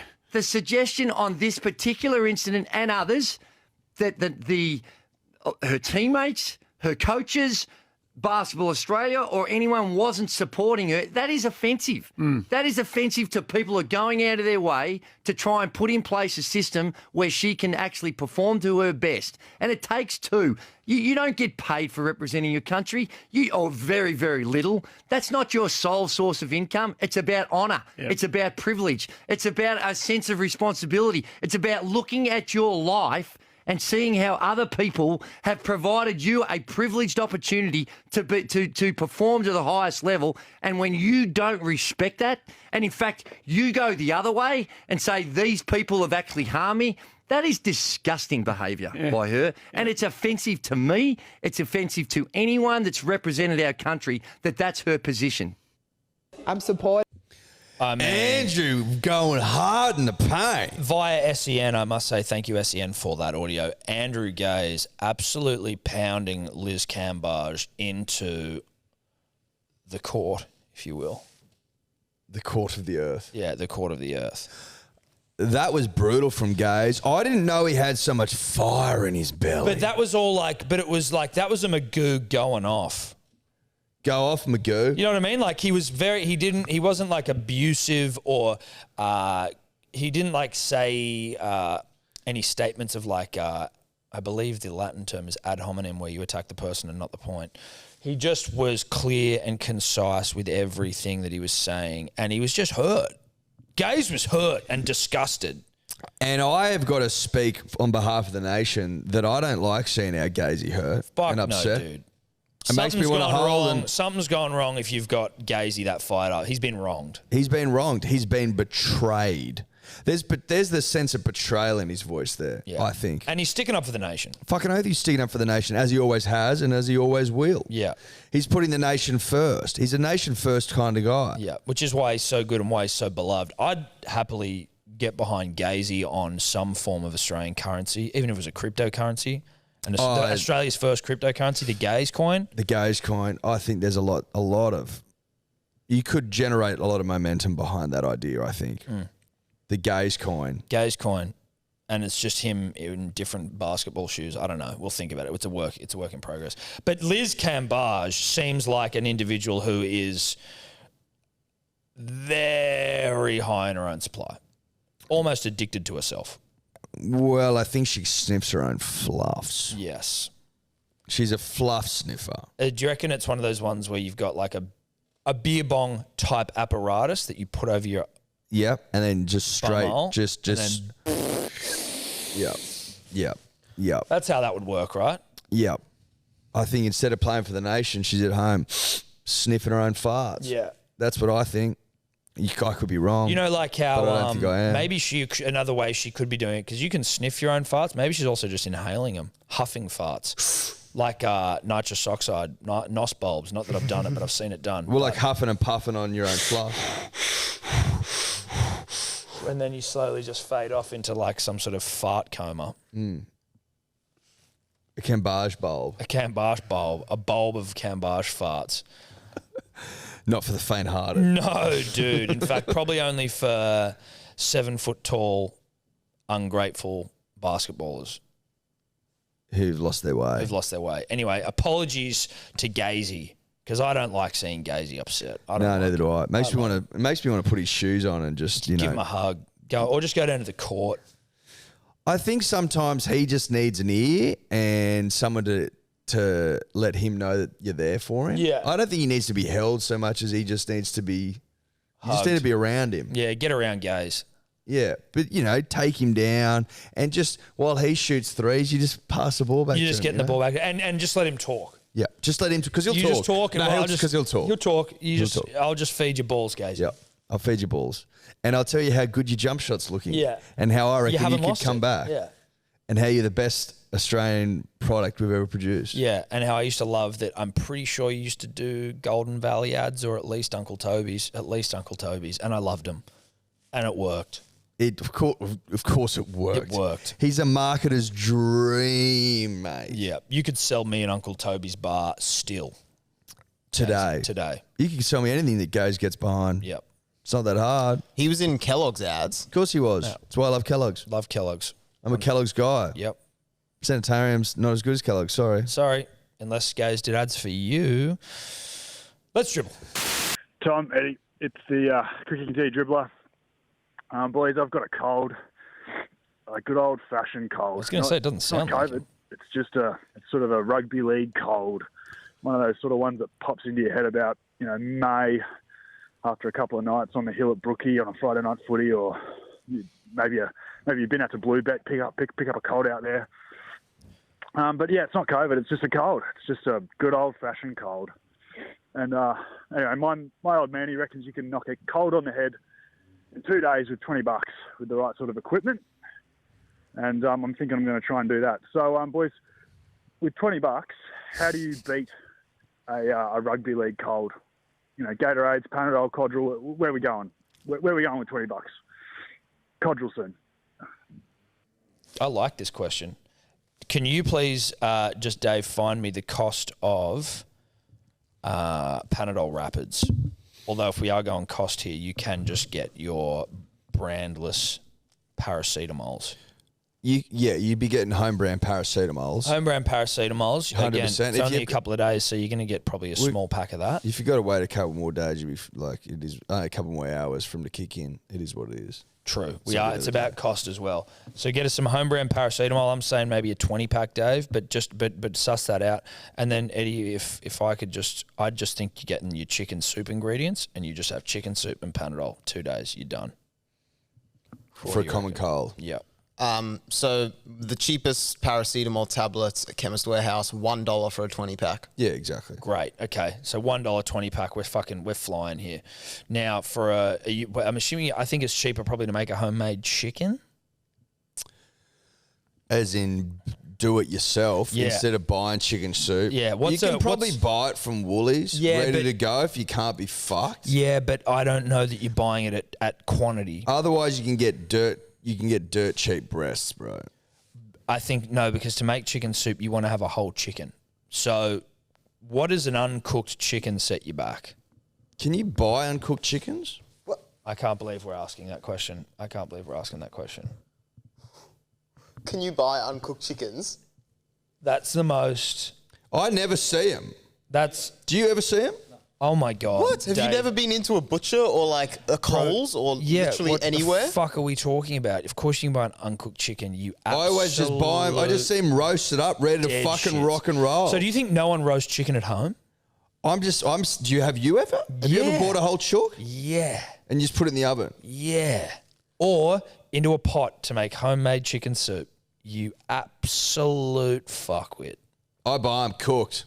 So do and I. I put them on bread rolls. So do I. That's my jam, baby. But like, fuck that. Neither's Tobler. Tobler's got no idea. No, he's got no idea. He admits it. Absolute dead shits. Too long in Mossman, Ed. You need to start fucking. Dude, I've never in my life seen a whole chook. I think Mum and Papa Simps would be like, "What? Who did we raise?" Their mum's never. Who did we raise? That's not my boy. That's not how I raised him. I raised him to Irish dance and to fucking. And fixed his eyes, and he can't even tell me that he doesn't even know that chickens come uncooked. So $7.42 for an RSPCA approved medium whole chicken from Coles. We're trying to save money, Dave. Cheap. Fuck RSPCA. That's the cheapest one. Oh, That's okay. the cheapest How often whole do you chicken. take home whole chooks? That's uncooked? not the question. I'm just wondering. Just as it's a question. Well, it is a question. Not that often. If we're making chicken soup, would be the main one. If Steph's making chicken soup, she'll go and buy. You'll buy the whole thing instead of like parts of a chicken? Yeah, the whole thing, and you pop it in a pot with like veggies and water and stock and all this shit. And you can also buy that like the butterfly chicken that's been marinated in something, and then it's kind of flat. You just stick it all on the barbecue, which I guess is a whole chicken. That's not real. Yeah. I was just thinking whole chook. Yeah, I tell you what, a whole chook uncooked is actually kind of a very gross and etched thing to feel because you are confronted with the deadness of this, like its skin and body. It's actually very fucked. Chicken it looks dirty uncooked. It just gives off a I could get really fucking sick if this thing isn't cooked properly vibe. Which is true, you can. But like you're saying, they look like it as well. But it feels like a dead body. That's what's fucked to me. Is like this is a dead body in my hands. That's what I don't like about it. It's very much like you're confronted with the reality of the food you eat. It's weird that Americans on Thanksgiving will get a fucking massive turkey, and it's the same kind of deal, but it's bigger. Humongous. Like turkeys, dude. I saw turkeys the other day. Turkeys are big. Yeah. Shout out to They turkey. run around. I'm like, fuck, dude. Turkeys are big. Bro. Turkey's good gear. Anyway, great dribble. Great dribble. I hope we answered it. I don't think we did. Well, I think we got close as we were going to. I'll say quickly, chicken soup from 21 in Double Bay, medicinal properties. Right, how much is that going to cost us, David? Well, it's I think you can. $8.50 for a cup, $14 for a large. Right, so that's going to fucking sustain me At for 21 2 days. the cafe. I got $20. Yeah. I'm going to be dead The best in 2 chicken days. soup. It'll bring you back because it's the best chicken soup. Okay. I don't mind 21 in Double Bay though. Shout out to 21. There's smoked darts down there. Good breakfast. Good schnitties. Yeah, so did Steph and my brother. I used to go down there. always get down there and Well, smoke it was probably darts. you were probably part of that crew. Probably was. In fact, I would have been. You would have been. Good memories. Great times. Steph wigged out about that still. She's like, she knew Will obviously before me. She's like, he just used to be like a friend of mine who he just used to sneak and smoke darts with. Now he's like fucking the uncle to my child. She was just looking at it the other day on Mother's Day going, it's a fucking wig out. Like she once called, I think when they were like 15 or 16, called my mum pretending to be a mother of one of Will's mates, going, oh yeah, they're just coming around for the weekend, like bullshitting so that Will was allowed to go away. Strange times. Strange. Life, eh? Hey lads, King Dribble here from the Broncos. 3 in a row. Pretty much top 8 material at the moment. But anyway, I just want to talk about sports that have got a few different areas of sports. Obviously, there's tennis. There's 3 surfaces. I just want to know, is there any chance of what surface are you good at? Obviously, there's a bit of rain in golf. There's a bit of hard court in tennis. I just want to know, what surfaces are there out there that you think you could dominate in? Because I reckon I could dominate on a lot of surfaces. So I'm just curious, guys, what surfaces are there out there in different sports that you think, geez, that ping pong table, yeah, I'd dominate that surface. See you soon, lads. Couple of things straight off the bat. couple of things. Straight off the bat, King Dribbler is a fucking bold nickname to give yourself. Yeah. Because there already is one. Like, and not just one that's like, you know, oh, some guy called up a couple of weeks ago. It's like, he's a baggy green member and like some respect does need to be placed on his name. And, you know, I feel like that was, I'd love to know what KD thinks about that. I'd love KD. You haven't fucking left a dribble in quite some time. No. And I'd as well argue that your absence is potentially fueling Someone coming for the throne. That's exactly right. It's actually happened before. It's his fault that this guy thinks that he can be King Dribbler when Because King Dribbler is so absent. so absent. Like, you messaging us all the time in our inbox is fine, bro, but no one can see that. No.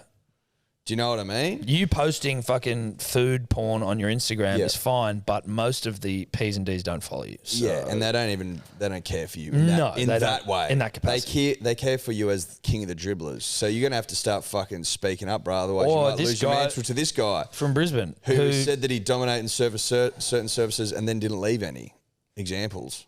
Well, he said like hard courts and clay in tennis. But he said he had some ideas of what he would Yeah, he dominate didn't on. say that he could dominate any though, did he? And I'm like, well, I want you to give me examples of what you would dominate. I think in a tennis sense, hard court for me. But I did have a Why hardcourt for you? because I always played hardcourt tennis, but I have also played. Did you play hardcourt? Did you play synthetic? No, I mainly played hardcourt. I had a tennis court growing up, and it was hard. And then at one point when we lived somewhere else, there was a tennis court there, and it was clay. So I've got a bit of Nadal about me, so I could play on clay at a pinch. But I'm a hardcourt guy, I think, more so than a synthetic. Was it a hard court or was it concrete? Do you remember? I'd say concrete. As opposed to like that plexi cushion shit. No. It was concrete. Didn't have a plexi. Didn't have a plexi. Or no. a flexi? Didn't have a flexi or a plexi, no. Wouldn't it be interesting if rugby league was played on different surfaces? Oh, so when you go to North Queensland, you play on fucking dirt. I don't know. Beach would be intense. Well, isn't that what they say a little bit with like dewy grounds versus undewy? The game. Yeah, the well, that's football like changes what a lot? time of night you play or what time of the day and then where you're playing. But I mean like, oh, okay, we're in fucking So like goat paddock, go fucking paddock, sand, clay, synthetic, sand, Polished mud. concrete. Well, you can't play rugby league on polished concrete, but I do respect the gameplay. Imagine if fucking games of rugby league football were legitimately played on sand, like beach footy. I wonder if that'd be worse for injuries, like ACLs and ankles and shit. I don't know. Probably. Wouldn't be as quick. Great dribble. Sort of. It was all right. Yeah, it was interesting. King Dribbler, reach out, bro. The other one. Yeah. Shout out to the elderly Chinese gentleman who walked into the HSP studio about 18 months ago. Thinking of you. Hope you're well. And what happened to Liam Fulton? Oh, what the fuck? Yeah. Liam Fulton? Liam Fulton of Tigers player. He retired from concussions. Dude, that old guy that walked into the Batuta studios lost as fuck. Yeah, that was sad. That bro. was sad. That was for, not even OG Dribblers. It was a couple of years ago. And we were in the Batuta HQ podcast studio. And an old Chinese gentleman who spoke no English wandered in, and I think he was trying to find a place where, like, there was like health benefits sort of a place, or like a place to stay. He was like sort of down on his luck. Yeah, he was looking for like a shelter, wasn't he? Yeah, something like that. And we were housing. It was housing. Housing. And Public housing. He was giving us the number of this place, and we were trying to fucking call it, but they weren't answering. And then we were trying to help him out, and then he was old and walking slow. And then it was like, mate, would you want us to just give you money and we'll get you a cab? And he was like really honourable and didn't want to take our money and shit. Yeah. Anyway, I don't know. Don't know what happened to him. Shout out to a dribbler who actually put in the Punters and Dribblers page the other day, a throwback to Reggie. Oh, yeah, Reggie Strickland. That was early days. Who had the worst boxing record in the history of Can you man. get up Reggie Strickland's boxing record? Yeah, that was you're an OG dribbler. It was with all those 13s teams that were the best team, and it was like the Hello Sport Dribbler 13, I think, and Reggie Strickland was in there, and I'm like, this motherfucker has been around. Was Reggie the concussion interchange, or was he coach? Can't remember. Don't know. I just want to know his record now. But it was like, his record's bizarre. It was like bonkers, 300. What is it here? So 66 wins, 276 losses. Reggie Strickland, dude. 66 wins, 276 losses. That is his nickname, all-time great. Reach out, Reggie. Fuck, that's a lot of fights. Anyway, let's move on. Tom, Eddie, Dior. I've just had to pause the Monday pod halfway through and call up and just ask for Eddie to apologise to all us people living down on the south coast of New South Wales for calling Jervis Bay Jarvis Bay. That's fucking disgraceful. And as someone who claims to spend a lot of time down Mollymook Way and down this part of the world, I just thought it was fucking disgusting. It is spelled ER, not AR, so I don't know where you got that misinterpretation from. But, yeah, too soon, Manly 13 plus.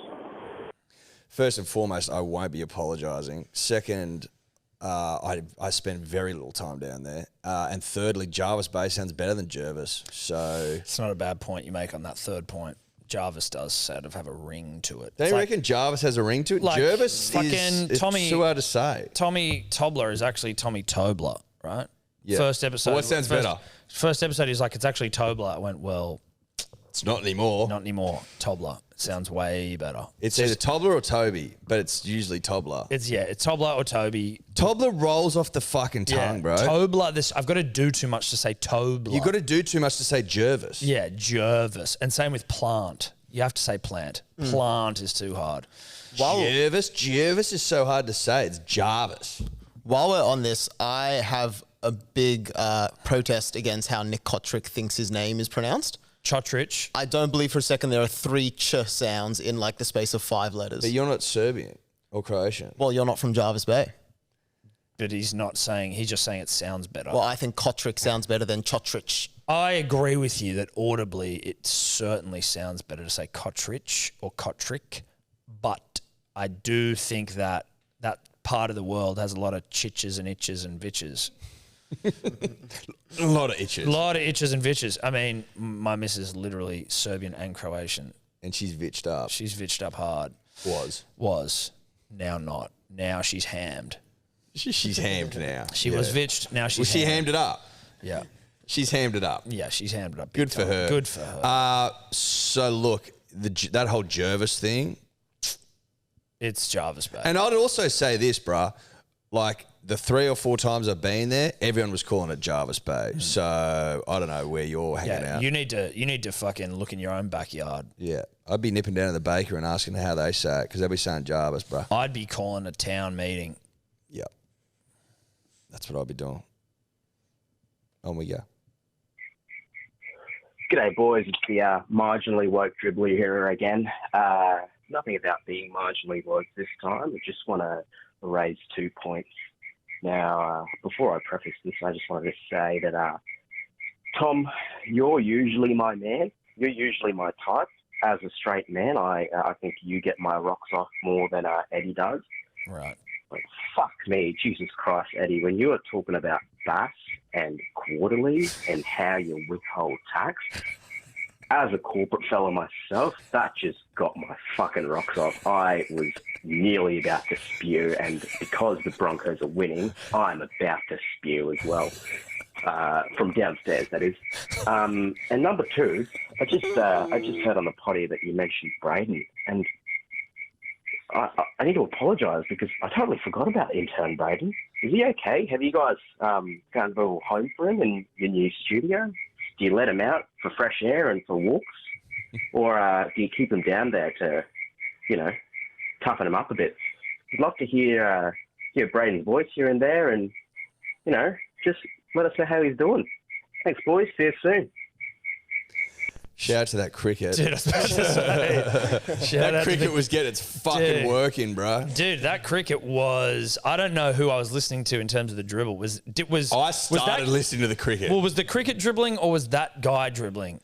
I heard the start because it was about me and about how he likes talking tax. Well, actually, it started and shit. It was actually about me at the start. Well, but it became about me. And then after that, I've got to be honest with you, I stopped listening and I started listening to that cricket. Well, I'm wondering whether that cricket was like, can you shut up? I'm on the Dribbler hotline. And that guy's in the background like, go and let me on. I like that cricket's dribble. Yeah, it was a great dribble from the cricket. I think that was sick. That might be a Hall of Fame. From the cricket dribbler, 100%. He went after it. He did. He was fucking there. He just wanted to yarn. Loved it. It's our first insect dribble. It is. And I wouldn't be surprised if it's the first of many. Yeah, hopefully not the last. Well, maybe that cricket has been, the first one, the game changer of sorts. In terms of where intern Braden is, intern Braden, now corporate Braden, got a big boy job. So he is no longer an intern, but still a friend, a dear friend, and always welcome in these halls. Always welcome in these halls. He knows that. Yeah, he does. He's just going away, corporating up for a little bit, get a taste of that corporate life, and he'll come back. Exactly. Learn about BAS and all that sort of shit, and then he'll come back. He'll come back when he can do his own Well, BAS. it's like if you love something, you let it go, it comes back, it's for life. That's Braden. It's certainly not, actually, now I say it, the case with Kieran Foran. If you love something, you let it go, it comes back, and then it goes again, it might be love, but if it goes again, it might not be. It might be retirement. I think it's retirement in this occasion. Apologies for whatever that fucking noise is in the background, but you may not be able to hear it. Let's keep going. Hey guys, Metaverse Dribbler here. I work for a company in the Metaverse. watching some Formula One classics, and just wanted to get your thoughts on Ferrari's Michael Schumacher. His car is sponsored by Tic Tac, and how many Tic Tacs do you think Tic Tac would have to sell in order to sponsor Michael Schumacher's car in the year 2000? Pretty old sponsor. Just wanted to get your vibe on that. Sun explosions never, and have a good one. I actually don't mind this dribbler. Tic Tacs were fucking huge back in Is the he day. talking about individual Tic Tacs? I'd say so. I think. Is that what we're going to go off? Well, let's assume how many would be in a packet? How many is in a pack 50? of Tacs?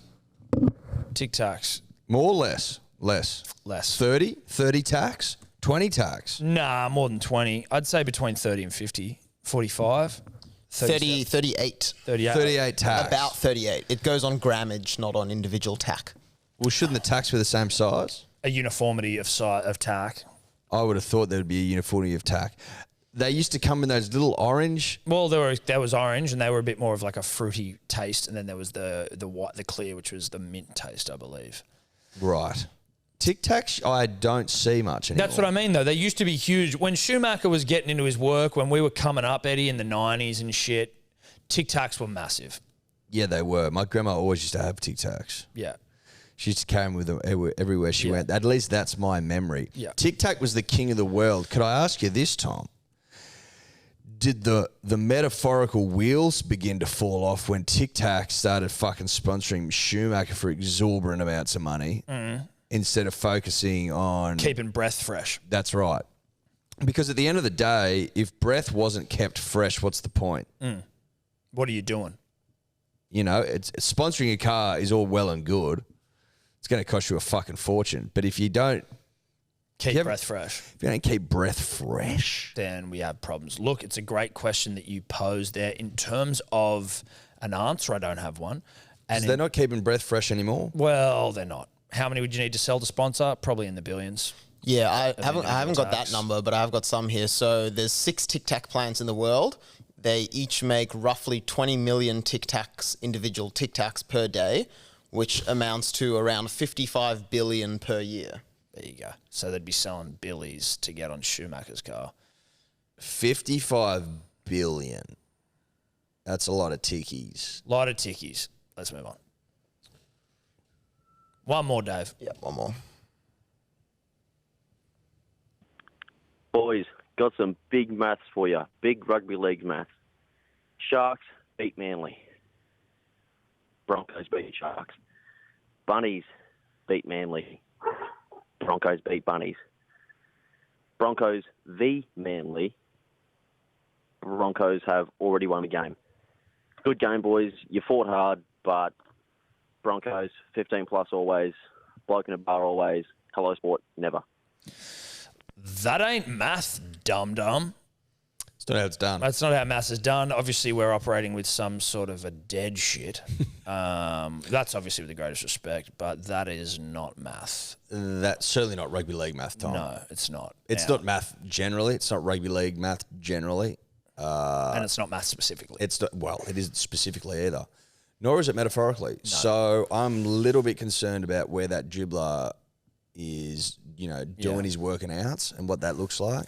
I fear for him on Friday night when the Broncos get pounded into the earth. Well, we're going to be at the game, and we're going to be, well, you won't, I will. I'll be at the fucking game with Tobler and Sebo and Bloke, Kempy and Manly. You're going to fucking hump, you losers. So who gives a shit, hey? Who gives a shit? Also, while we're on that, we are going to Magic Round this weekend, doing a meet and greet with Kempy at the Caxton from 1 to 3, and then we're just going to fucking launch into the evening. Eddie will be there by that stage. He's coming up Saturday. And I will be launching. And I will be meeting and I will be greeting. Yeah. That meet and greet, I feel like, can go so far in one of two ways, depending on if Manly or Brisbane win. No, it'll still go the same way. It'll still go the same way. It'll be fucking... It'll be debaucherous. There'll be lots of licks given, is what I'm saying. Either way. No? Maybe like verbally. Yeah, we've taken licks in the past and we'll take licks in the future. And you'll be giving licks to the Brisbane crowd and when we'll Manly be win. giving licks if Manly get up. So Which we will. Which we will. So there's that. There's that as well, which is important to note. I think that's us, guys. I think that's us. Shout out to everyone. Good on yous all. Bye-bye. Could you two just not talk anymore?